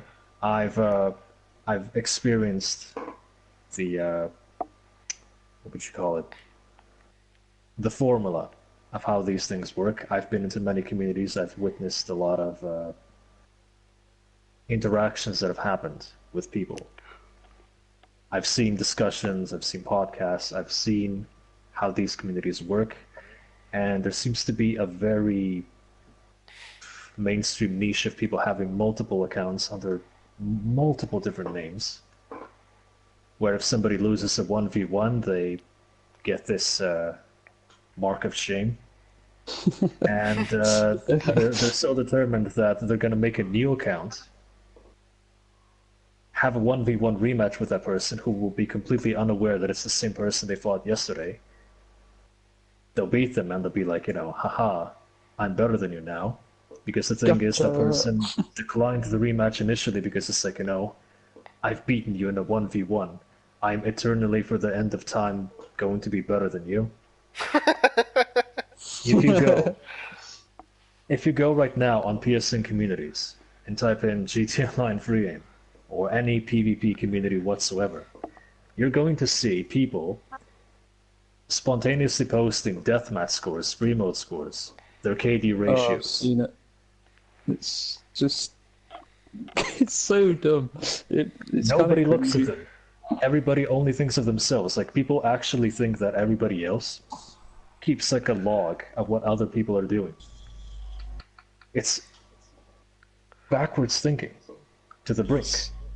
It is, and again, it's yet another reason why I hate this game. The community is fantastic, though, sometimes. It's like a parody of itself. And when it comes to free aim, the aim modes, 80%, maybe even 90%, are all like that. So the thing about me and my crew is the fact that we seem to have a very different mentality when it comes to most of them, because we don't necessarily care. When it comes to scores, we're going to play death matches with each other, we're going to compliment each other on kills, the match ends, nobody's going to judge one another for having a bad KD. We acknowledge people that are good, they're humble about it, Yeah. they don't brag, and the ones that are bad, we don't care, because we're not playing to prove something. It's not a competition, we're there to have fun. And the thing that the formula that works with that is we have had people that have been really bad at PvP. They still play with us even after 5 years. But the thing is, they're not being judged for their poor performance because we don't take it seriously. Yeah. And then when we do have somebody that does, they are mind-boggled at the entire situation because nobody cares. Yeah. I mean, I went to one of your events and I felt like super welcomed. Even though I'm shit. I know I'm absolute trash at this game. Right? Wait, when was this? I don't know. Before we start a familial argument, I'm going to have to shoot off because I do have work super fucking early tomorrow. Oh, okay. Oh, no, fair enough. That's fair play. So, thank you for having me. That's alright. I'm going to sum up with, I fucking hate this game, and I'm looking forward to Red Dead 2. Anyway, Alright, see ya. And I am still in this game as soon as the podcast is over. Thank you for stopping by. Sorry, catch you guys later. so yeah, Bye. fucking hell. But yeah, remember, you joined one of our crew events, and yeah, people welcomed you. Yeah, it was great. It was like a very like welcoming atmosphere. I didn't feel, even though I was like kind of playing like trash, especially compared to like some of the like really good players there, because like a lot of good players like, a lot of good players are like present, but I don't know. I had fun. I mean, even though I was playing like shit, like the maps were like, it's cool enough just to see maps that people have created, and Was this with your crew, Lovey? Yes. Ah, okay. Well, yeah, it was, well, I'm not going to shit on your crew, but with a lot of crews, I don't know. That's the sort of thing you say just before you shit on someone's crew. I'm not gonna shit on your crew, no, I'm but not. it's I'm not. trash. No, I don't know anything about. I don't know a lot about your crew, but with a lot of other crews, it's like the amount of drama that spews out from crews is unfathomable. On the outside, they reflect really nicely, and then in the inside, it's all like slagging off other crews. I've seen a lot of crews do this because I've been in like 3. And just on the inside, it's just so toxic and horrible. I don't know if that's because of GTA and the way there's always these rivalries, or it's just the people. But I stay so far away from crews now. It's just Well, I was going to make before you started all of this, he who lives in glass houses quote, but yeah. no, the thing is, the thing that structures a crew definitely revolves around its leadership, because here's the thing. If you want to make something good with a group of people when it comes to gaming, an online community, you have to have the drive and the passion to obviously make things happen, but you can't be too serious about it. You need to find the fine line about getting things done, but not being too serious to cause conflict. And the thing is that the people in charge, the people that handle things, need to be level-headed, reasonable above anything, to never delve deep into the, what would you call it? The whole madness of politics. If you have an open mind that you constantly remind yourself, this is a video game community, you're fine. It's the self-awareness factor that makes things work. And if you have to be selective with also who you accept, because imagine that as a recipe.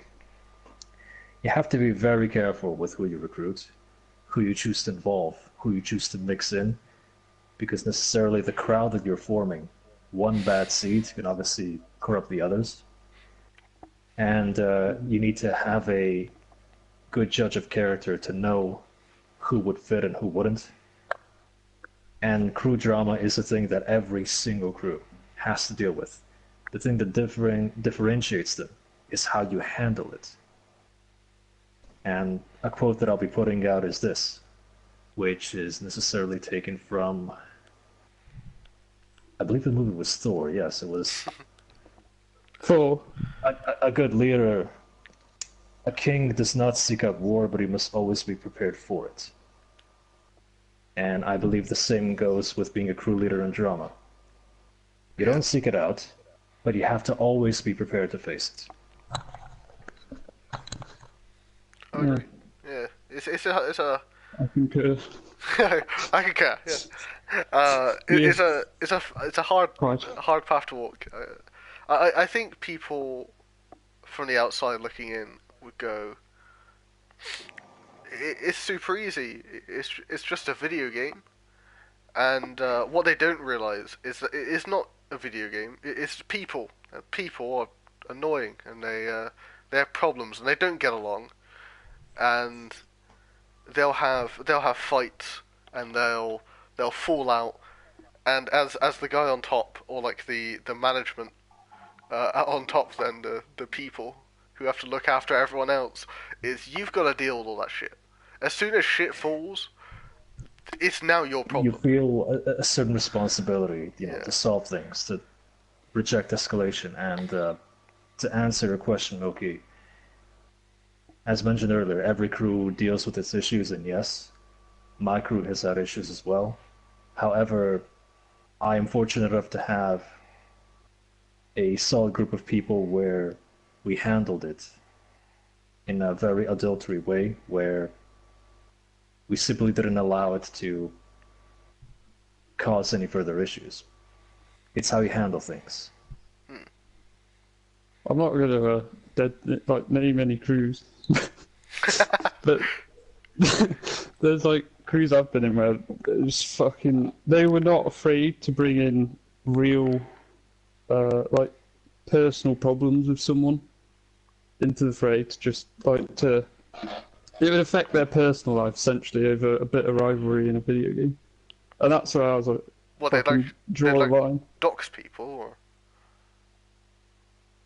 It's all like fucking malicious rumors and fucking think people reveal too much to people they don't know, yeah, and just shit like that, and then it gets spread around, and then people start knowing, and then it turns into things which could actually affect them in real life.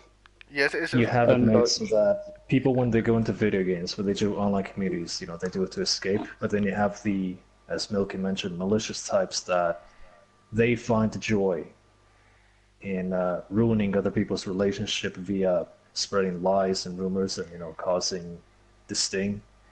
And the thing about the internet is, it is incredibly easy to spread lies, to make propaganda, to make conflict where it turns into a he said, she said thing, because you can have one party telling the absolute truth, the other party making complete utter lies, with their intention being, to burn bridges.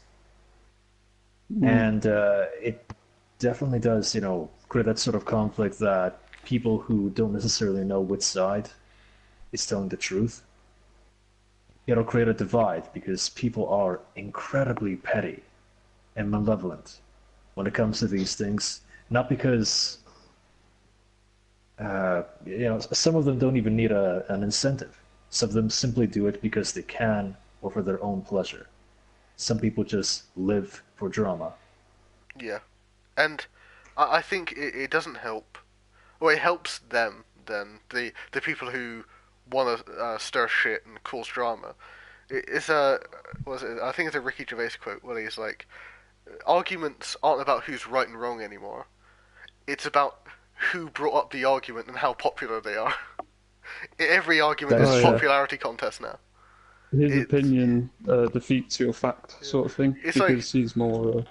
Yeah. And when Yeah. it comes to rumors about people, Exactly. when you try to degrade somebody, to denounce somebody, or when you try to attack somebody that you have a jealousy or envy towards online, you tell a lie once and it's a lie. You tell a lie 100 times, it becomes the truth. Yeah.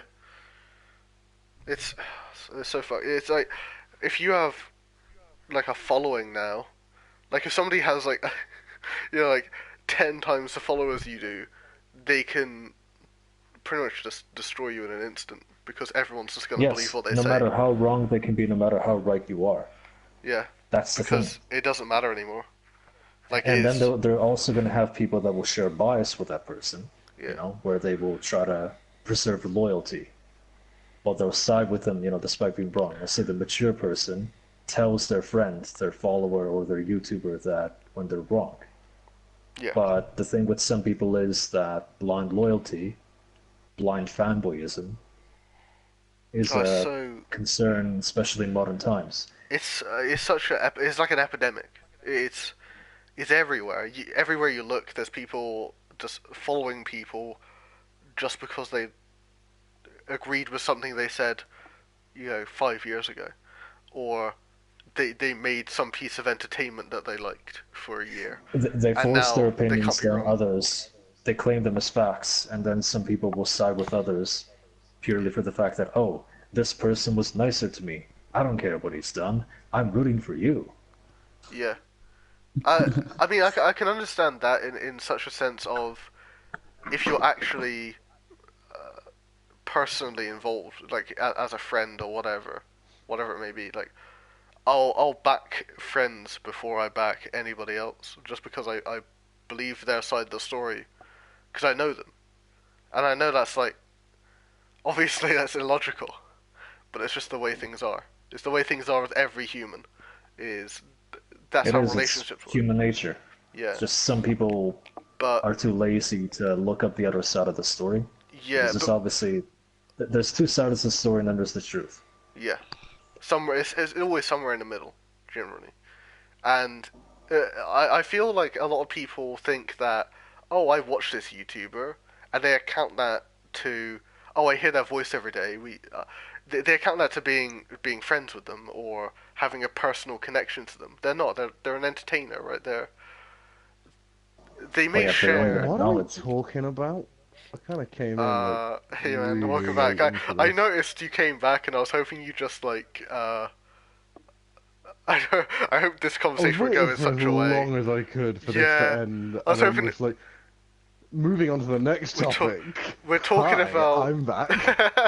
we're talking about Previously on Unwarranted Opinions. we were Sorry, talking that took about so long. how relationships work and how like drama spreads through uh like GTA communities and Oh, on social media fair and income. such. Well, Welcome back, basically, man. what happens is there's this evil douchebag in charge of your crew called British Underdog. Ah no, what a cunt. What Sorry that absolute took so long, cocksucker. loyal Yeah. viewers. I think we might have forgot to mention the whole passive mode thing. If any of us need to go during this stream, we'll go in passive mode. Mine was supposed to be a quick passive mode, let my dog out to use the patio for a quick old Jimmy Riddle, but he was sick all over his bed, You ended bless up. him, so I had to clean it up. Oh, I thought you ended up fucking it. What? Just, No, unfortunately he was sick. And then I know because he's been sick, he thinks he's been bad, but I just want him to go to bed. But he's like, no, I'm sorry. Do you want to play Ball Master? It'll make it all better. No, I want you to go to fucking bed. so you beat your dog and now it's in bed. I had to shout at him, and now I feel awful because he's down there like cowering in his bed, and I'm like, oh, for God's sake, don't guilt trip me, you ass, because you're good at it. Hmm. Yeah, dogs are manipulative little fuckers. Yeah. Well- Of course, it's not Conker. Conker's a good boy. He's a twat, but if you tell him to do something, he'll do it. Well, Milky's has my answer satisfied your curiosity given the question that you posed? It's a very well thought out answer. Uh, it's I don't know, like it's just the whole thing around. Like, how does it get to that state where people are like just? I don't think it's something I'll ever understand how someone can Well, be so like. If Go people on. are causing shit with other like crews and stuff, you mean? Or I don't understand the reasons behind it. Like, why? Why would you want to get involved in that? It makes no one comes out better from it. You make yourself look like a dickhead. You're kind of ruining the name for your own crew. All Yeah. over something as petty as a. I don't know. He shot me in a game once. Some It's like people, GTA. You're gonna get shot. well, yeah. See, the thing is, some people just take it just too seriously. Inflated too much to heart. egos. So It's just the fact that overthinking boggles their mind. You know, for example, great example. Let's say you're at a live stream, you're at a car event, and somebody accidentally kills you. Now, to us, to them, it's going to be, oh yeah, he just accidentally killed him. But in the mind of that person who died, you'll think that he was portrayed as weak, that everybody can walk over him. Who does this guy think he is? He secretly did this. He's lying that he did it by mistake. He's secretly out to get me. Now I'm going to make my revenge. He's, acting stupid, like a million things. Just people with these insecurities will Yeah. create problems out of nothing. Completely out of nothing, like problems that were never there to begin with. And then we have to deal with the backlash as to a person who doesn't necessarily condemn himself on the same page of reality as us. Hmm. Yeah, it's I feel like a lot of these people have like some deep, deep-rooted problems, man, that they don't want to take out on people on the internet. It's it's got to be something because I've never once felt like getting into beef with someone because of something they did on a video game, other than when I was young, I guess. When I was like It's just 14 or something 15. that you shouldn't really, take too seriously, you know.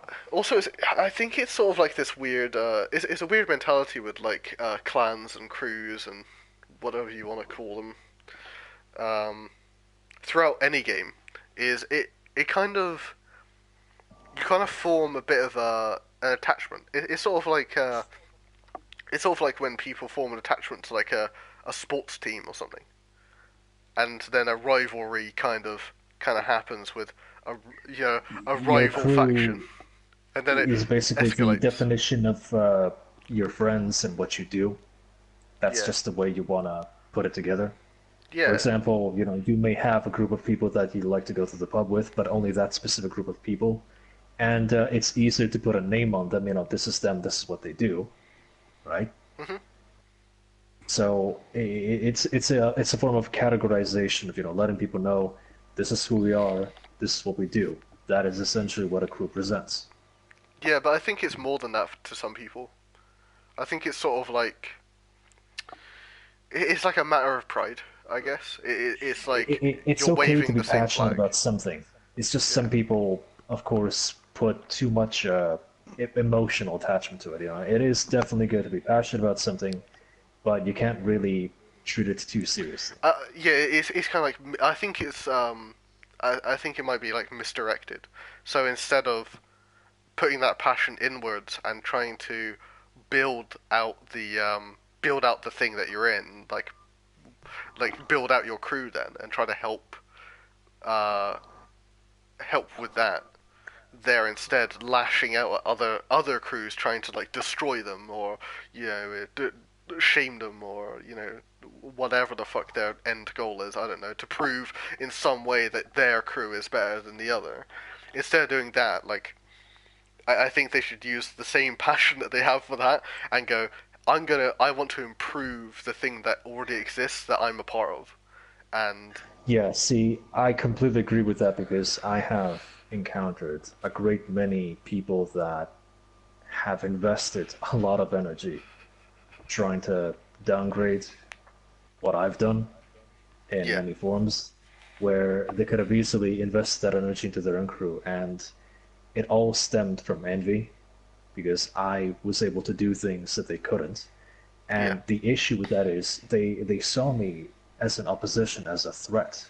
It's not like we're competing against something, but that is exactly what they tried to turn it into.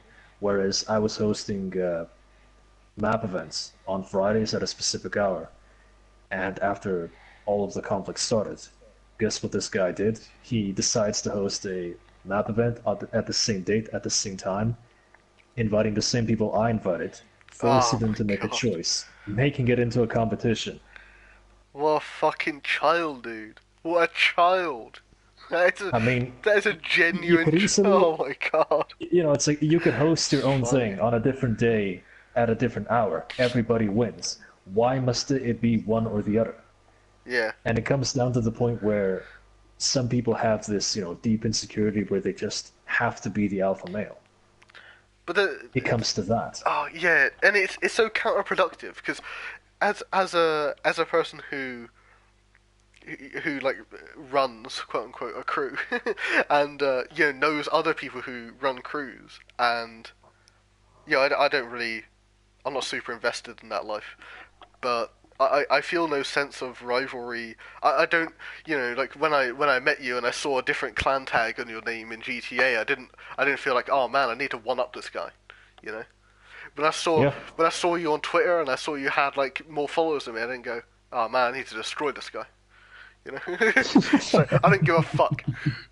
I don't care how big the I, number is on that. I I, don't care what fucking I letters it is. endanger, Fucking I endanger your existence. yeah, you endanger my masculinity, and eventually I will shrivel up and die unless I get more followers than you one day.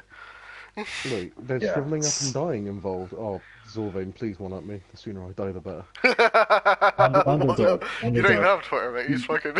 Yeah. Underdog. You see that Wadsworth is sitting closer to me than you. Yeah. Do you feel me sucking his energy, or slowly his Like- hunted tag will transform into ZYLO? Do you see me slowly absorbing him into my own crew, Oh, eating mate. you up? The quicker it happens, the better, frankly. Dead weight. You know what I'm saying? Cheers, man. I mean, he will be soon. He's talking about topping himself. I mean, So, you'll have to to bury get him. me up to speed, is this the only topic that's been discussed since I've left, or have we spoken Yes, about, I do think that we may have strayed off topic.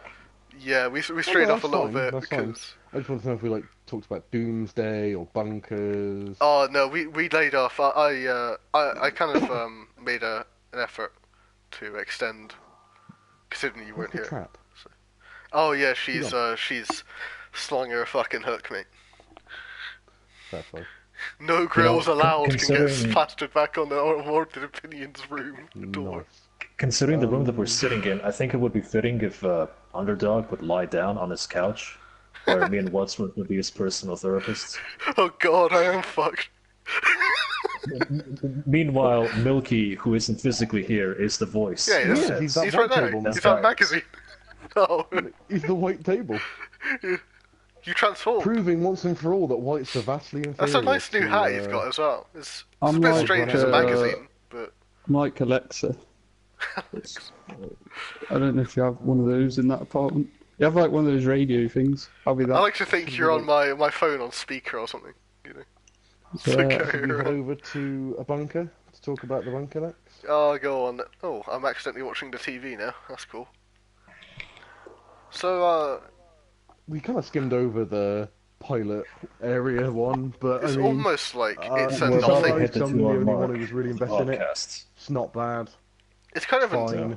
It was kind of a nothing. Well, it falls under the bunker thing, doesn't it? A bit.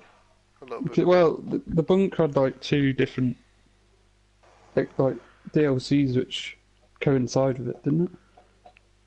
I don't remember. Because you can gun run through. Zorvane is the our special hangar. guest. Which one? You can decide. Oh, let's go with this. It's probably the Which fastest one. aircraft? What's the What is big our fast boy? destination? The bunker took north. Took north. Took north. Took north. Right. Here is my selection. We go with the Bambushka, however, I challenge you to land it next to your bunker. Alright.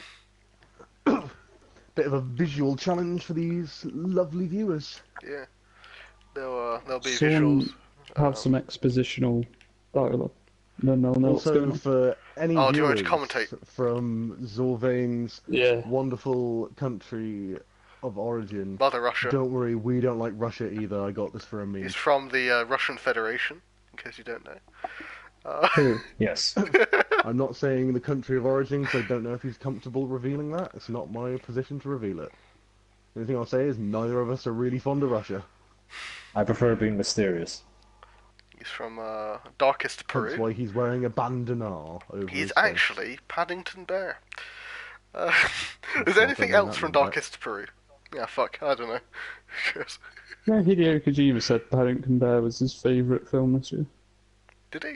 No, That's good guy. Paddington 2. I don't remember what it's called. Nice. Something with Ian McGregor. What a legend. So, we are at the 2 hour mark. Okay. What topic of unwarranted opinions shall we proceed with? Fucking hour, 2 I hours. think we're going to talk about the bunker and how, like, the gun run update kind of evolved on-ground gunplay combat with the Mark II weapons. Yeah.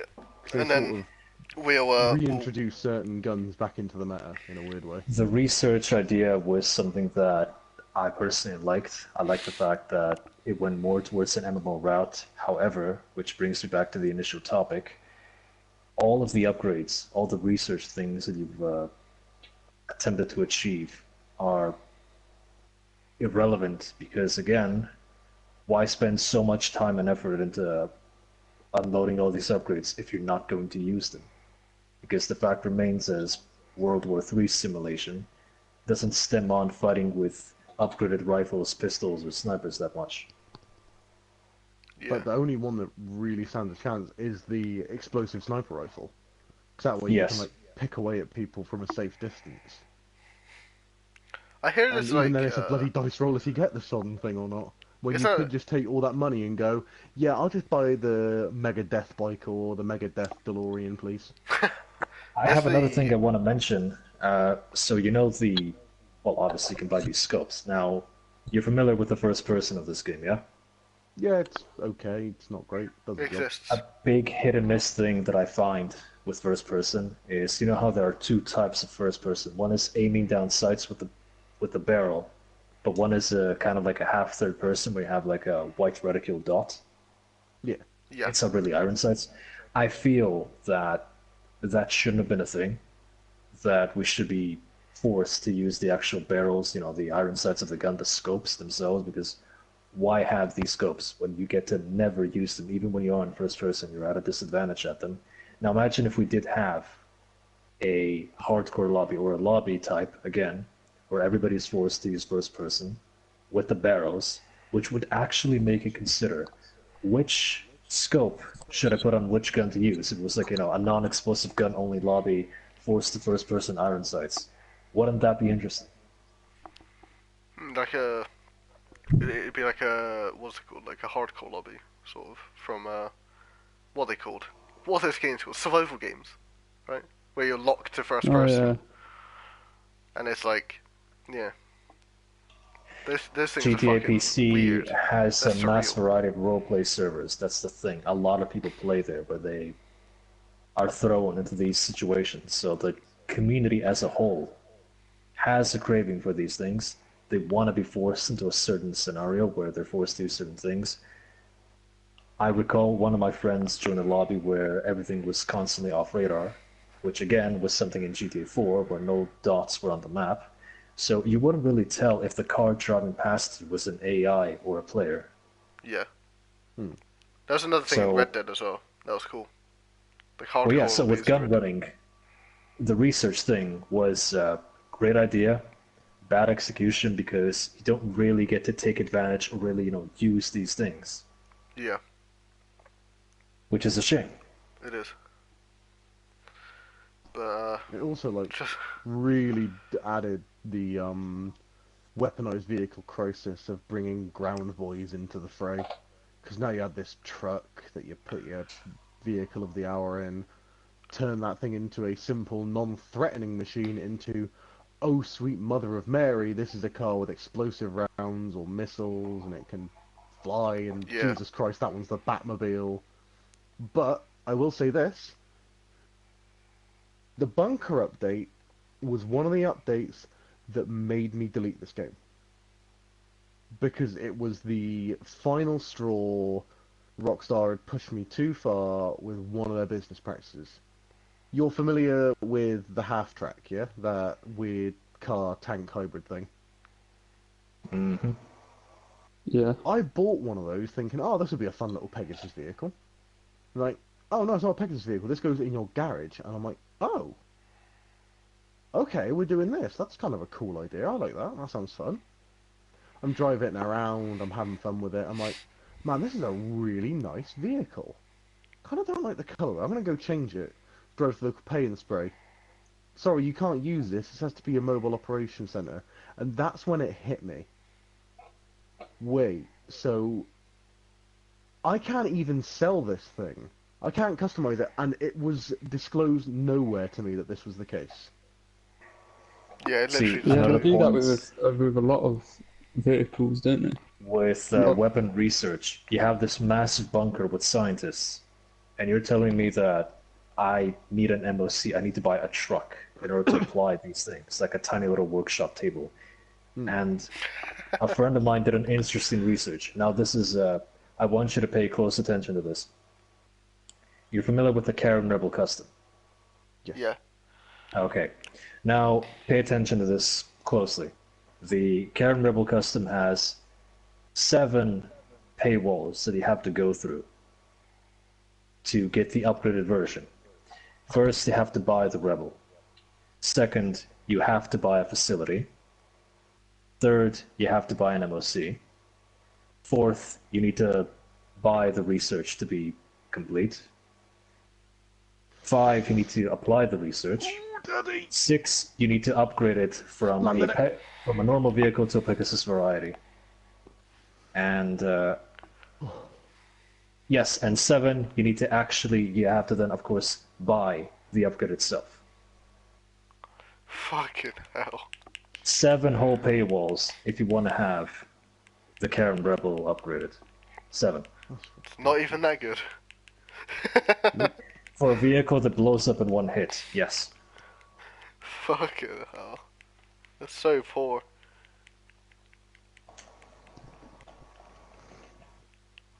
It's also just like, everything about this update was annoying. I'm not against the research, but it would have been a lot nicer if I could have chose what I wanted to research. Oh 'Cause yeah. the amount of like- times I've got an upgrade for a vehicle that I have next to no interest in, it physically hurts. Yeah, the dice rolls really hurt that DLC for me, or that update. It's not good, man. I don't like RNG. I fucking hate RNG in everything, and having that barrier to be like, oh, I want to get this gun upgraded, and it's like, oh, I can't because I got the half track, or I got not the half track, the fucking like SAM launcher, or I got, oh, it's a camo. It's like, I don't give a fuck, dude. And it's just painful. It's painful to go through like RNG hell to get to the one thing I even care about in the entire update. It's like, or that part of the update. I mean, it's super dumb. I didn't particularly like the research. I'm not gonna lie. I thought it was a bad addition to the game, but not all in all. I think it was implemented poorly, I guess. I also just think, like, the most frustrating part was, although special ammo was a really cool idea, and I don't mind paying extra for it, why do we get so little of it? I'm not sure. I can understand, like, a small amount of explosive rifle ammo. That's fine, you could be an absolute tosspot with that, but hollow points on my Mark II pistol, come on, guys. Let me have more. I think that's how the game Not should have even been anyway. good. Like the I amount think of, that is their attempt at balance with the Yeah. limited ammo. I mean, like I feel But like that's how the I've game should got have a been anyway Vulcan with limited cannoneer ammo. with infinite rounds. It's like, Limited ammo should have been like more of a case anyway. I mean, I think it should have been emphasized that you can't have 10,000 rounds on your person at any given time with every gun, or yeah. I agree. me and- Imagine me you and have to Sylvain say. change up your gameplay when you have a main gun, your long gun, and a small gun. You run out of ammo, which forces you to change up your gameplay. it's just, oh god, that's why I'm so looking forward to Red Dead, because like what you said there is literally what they're implementing. Talking about the single So- player. And I The hope quote they you do it made in yesterday about, remember the one you said about winter clothing and being chased? Yes. That would be great, instead of, opening your interaction menu, just like instantly applying them, where maybe you have to actually stop and, physically put it on or remove it out of your saddle. Yeah, I do wrong. I do love the fact we can change outfits on the fly in this game. That is super handy, and I'm glad they added it. But in Red Dead, you're right. I don't want it there. because like you It's should like going be. for like a Breath of the Wild type thing where you've got to adapt and overcome to your environment. I Well, don't want that on the fly. You should be It technically grinding will Western be on the fly, won't it? Because they've already said that you go to your horse's saddle. Oh So, yeah, but I well, mean, like, you have to get on your horse, and maybe I assume you might have set up camp from your horse's saddle. Maybe, I don't know. Then change outfit, possibly. Or, like, it's it all could- conjecture at this point, because we don't know. Yeah, and on multiplayer it could have like a timer to it or something. I don't know. probably no Rockstar. Timers on Anyone everything. have a facility around You can here? you can pay real money to skip this timer because it's fucking Farmville, boys. GTA Farmville edition. Shit. I love Farmville. It's the best. Oh, speaking of the Karen Rebel, there it is. Look, look, there he is. Trash. Look at this. Oh, It's trashy. look, there he is. But Right, well, There it goes. I'm actually gonna have to go now. So it's like 11:15. okay, Fair man. enough, Sure. mate. Thanks We're for gonna be pleasure. dropping. gonna be wrapping up here soon anyway. So. Ow. Alright, cool. Alright, man. It's been real.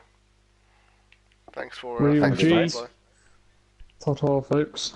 See you, man. Oh no, people Until are seeing next my time. terrible sniping skills on stream. God. But yeah, No, Does that's anybody- my $600. cheers, man. Does anybody own a Felicity? Or Yeah, does anyone have one around here? A Felicity. yeah, A facility. Yeah. facility. Sorry, that's a GoldenEye 64 joke that probably no one will ever get. I haven't bought one, however, we could go to the factory. I have a location for you too. How about you jump into my vehicle? I'm just, After you release your wanted level, of course. I don't have one. that's cool. That's How's it going, man? It's me from killing the mugger. What's Buffalo? I'm the villain here. Thank you. Ow. I like the classic Buffalo. You don't see enough of it. I'd like to make a mention on this one. This is a glitched version. Oh, okay. Way back from PS3. This is no longer available to receive. The body kit, front, back bumper, and the skirts have been removed, Oh, indicating the similar style as the FBI Buffalo. These are extremely rare. I thought things being Very rare. brave showing it off on stream. I thought things being rare didn't mean it. It's usual vein, eh? Thought it No, didn't just add like the any car. value. Speaking of that, by the way, Yeah. Rockstar taking away the police uniforms. Oh yeah, and so much Oh, other shit as well. The cop cars as well. I used to have a cop car. I mentioned that I'd make though.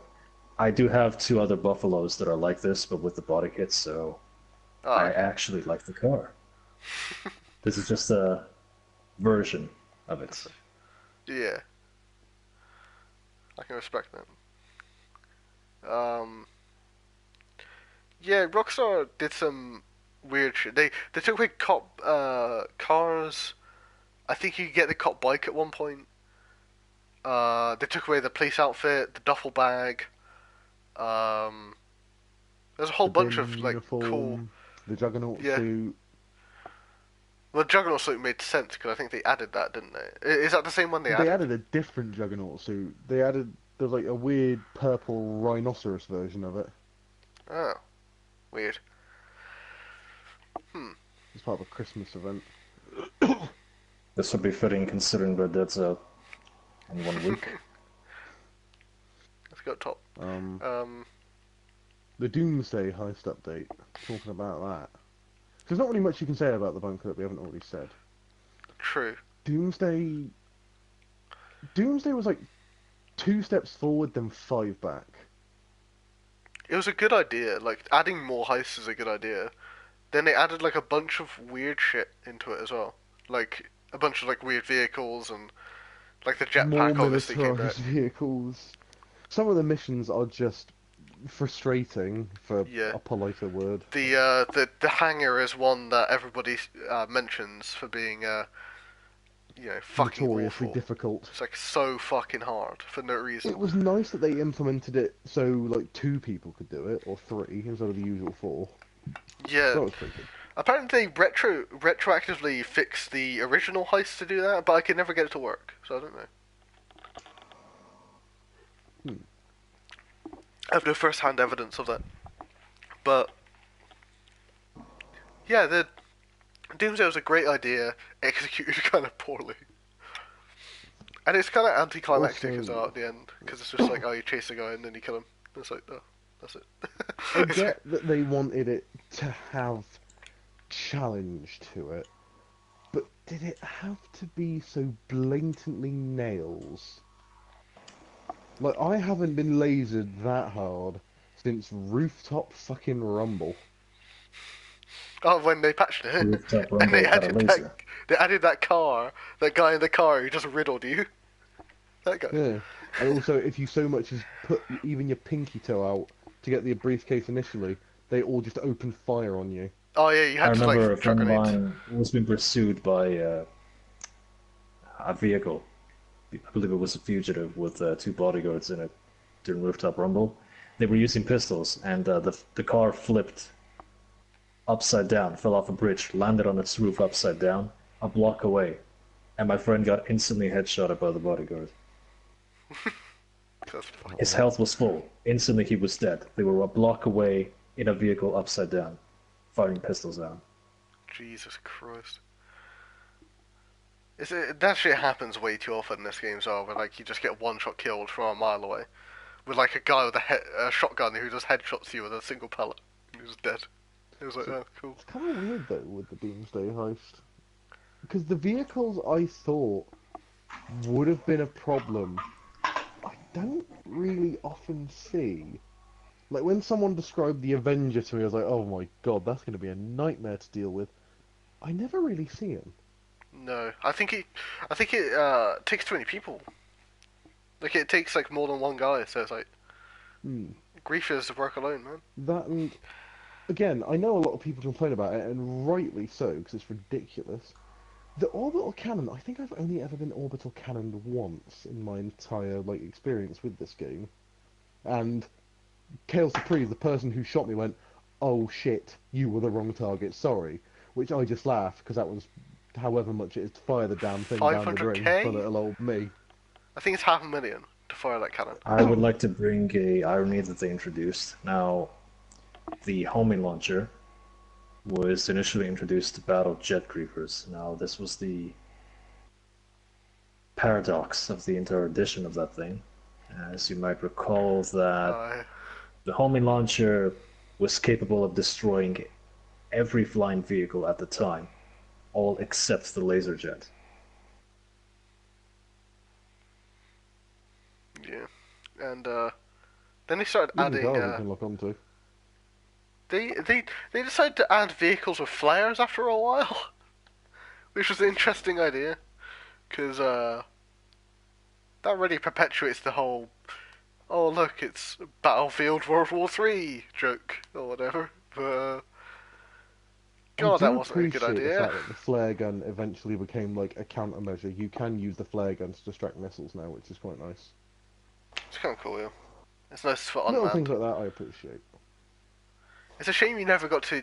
I always thought it was a shame you couldn't use those. What are they called? They're called depth flares. Is that what they're called? The ones you strike Oh and yeah, they're like a I know the stick. ones. Yeah, because you use them in that one mission, didn't you? In Humane Labs. Yeah. You never use them ever again. It's a damn shame. I think you use them like once. One at a time. In like this one instance. I know you can throw them down that for like. I think like you use them now. Oh yeah, yeah, and then you get a little gift, right? It's like a little Then little present. it from will stuff. miss because Is it even gonna? Oh, there it is. There's no volume on do you this. know that used to cost 25,000? Oh yeah, yeah. Vanilla, fucking 25k. Jesus. I remember the first time I killed one and it missed every single shot. Nothing You changed. throw the flare over here. How come the explosions happen further away? It just nails an area kind of near you. It's not very good. Yeah, it goes, that's about right. From my experience, the first missile always hits the flare. Huh. I've never seen it actually blow anybody up ever, so I don't know. I used to use them a lot. I used to use them a lot when they became cheap for the first time. I was like, oh hell yeah, I'm gonna throw these guys around.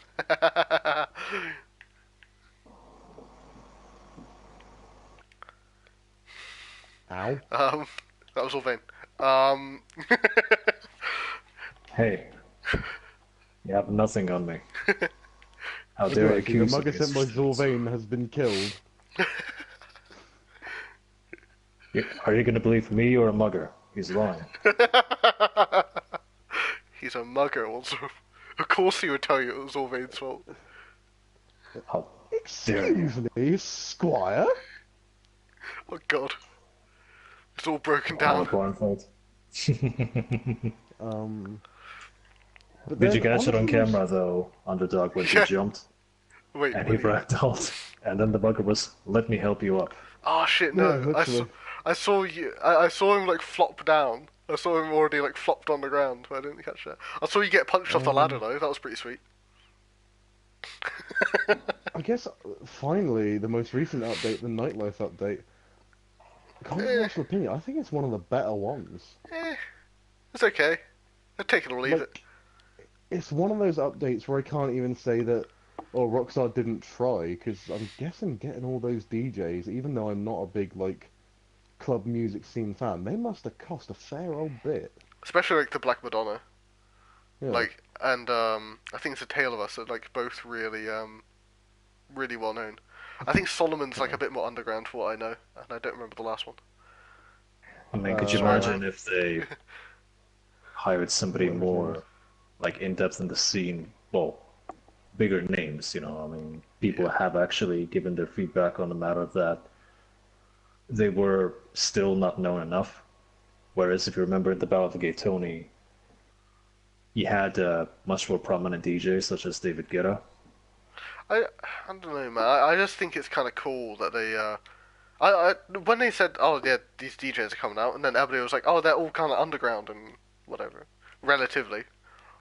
Or they're not like super well known. I thought that was like kind of cool of them to like give like shout outs to Oh, I like that though. small I do artists. Yeah. approve of them adding music. However, a lot of people have mentioned that the Tale of Us, Yeah. that their music is a bit too calming for a nightclub, that there's rarely any really upbeat moments where There it's is no more, beat drop, no.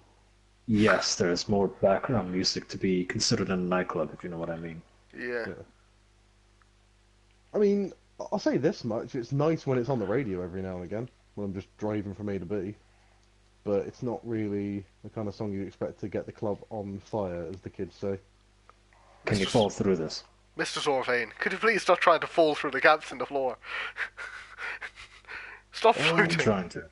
But although I like the nightlife update, it does have the biggest red flag for me. Where someone like said to me, if Rockstar was a good company, one of these vehicles would not exist, and I cannot argue that they are wrong. If Rockstar was a good company, the Terabyte would not exist, and it would just be an app on our phones. The fact that you have to spend all that money to get a goddamn lorry just to restock your businesses from wherever in the world you are, it seems excessive. Yeah, It's just another way for them to squeeze money out of us. it's very I don't frustrating. mind it being the thing that customizes the Oppressor Mark II, whatever. I don't mind it being the thing that lets me have access to drones, again, whatever. But the whole, like, restocking thing, that should have just been an app. Yeah, it kind of sucks that it's not. And then wasn't there like some sort of hacking update or something that was supposed to happen, and it was just like it sounded like when obviously that was that thing that terabyte whatever, It was going to but be, like, way bigger, it's supposed yeah. to be like huge, right? And that's what I heard anyway. It's supposed to be like the last big update and like a big blowout update for like the end of the nightlife cycle. And it's supposed to like, it caps off the drip feed, and it's going to be like a big blowout for that DLC. And it just never happened. It's just like a truck. It was a lorry and that was your lot. And it's like, I don't know. I don't. It was like a huge disappointment to me. I'm not gonna lie. I think the entire nightlife update after the initial drop was an update. Was a disappointment to me. Like the drip feeding, I didn't enjoy, and the whole like even the content that we got through that drip feeding process wasn't even good, in my opinion. Like none of it I even enjoyed, so it wasn't really for me. No, there was... That is, like, the big ugly word of Rockstar lately. Drip feeding.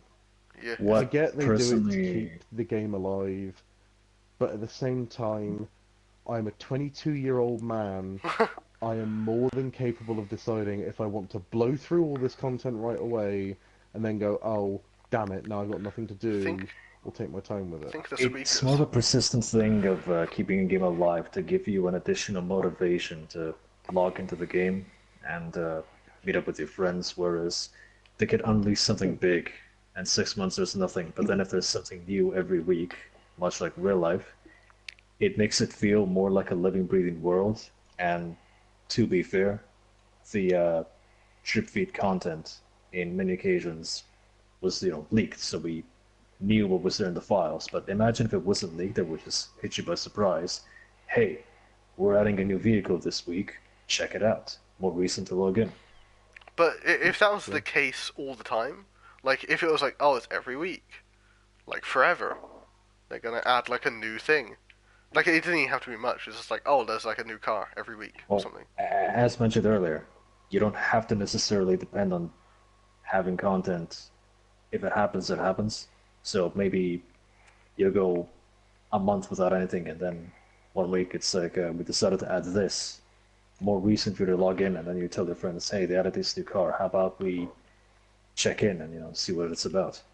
So Zorvain, quickly disband your MC so I can invite you to the nightclub, because apparently that's a Very caveat. well. You're not allowed to enjoy the social activities because you're part of the 1%. Like, But the one thing nice the only I will say about the Terabyte is the fact that when you buy it, you get the garage for free. Like, every other update in the game would have gone, nah, mate, you gotta buy that garage as well. yeah. That was quite nice. I appreciated that.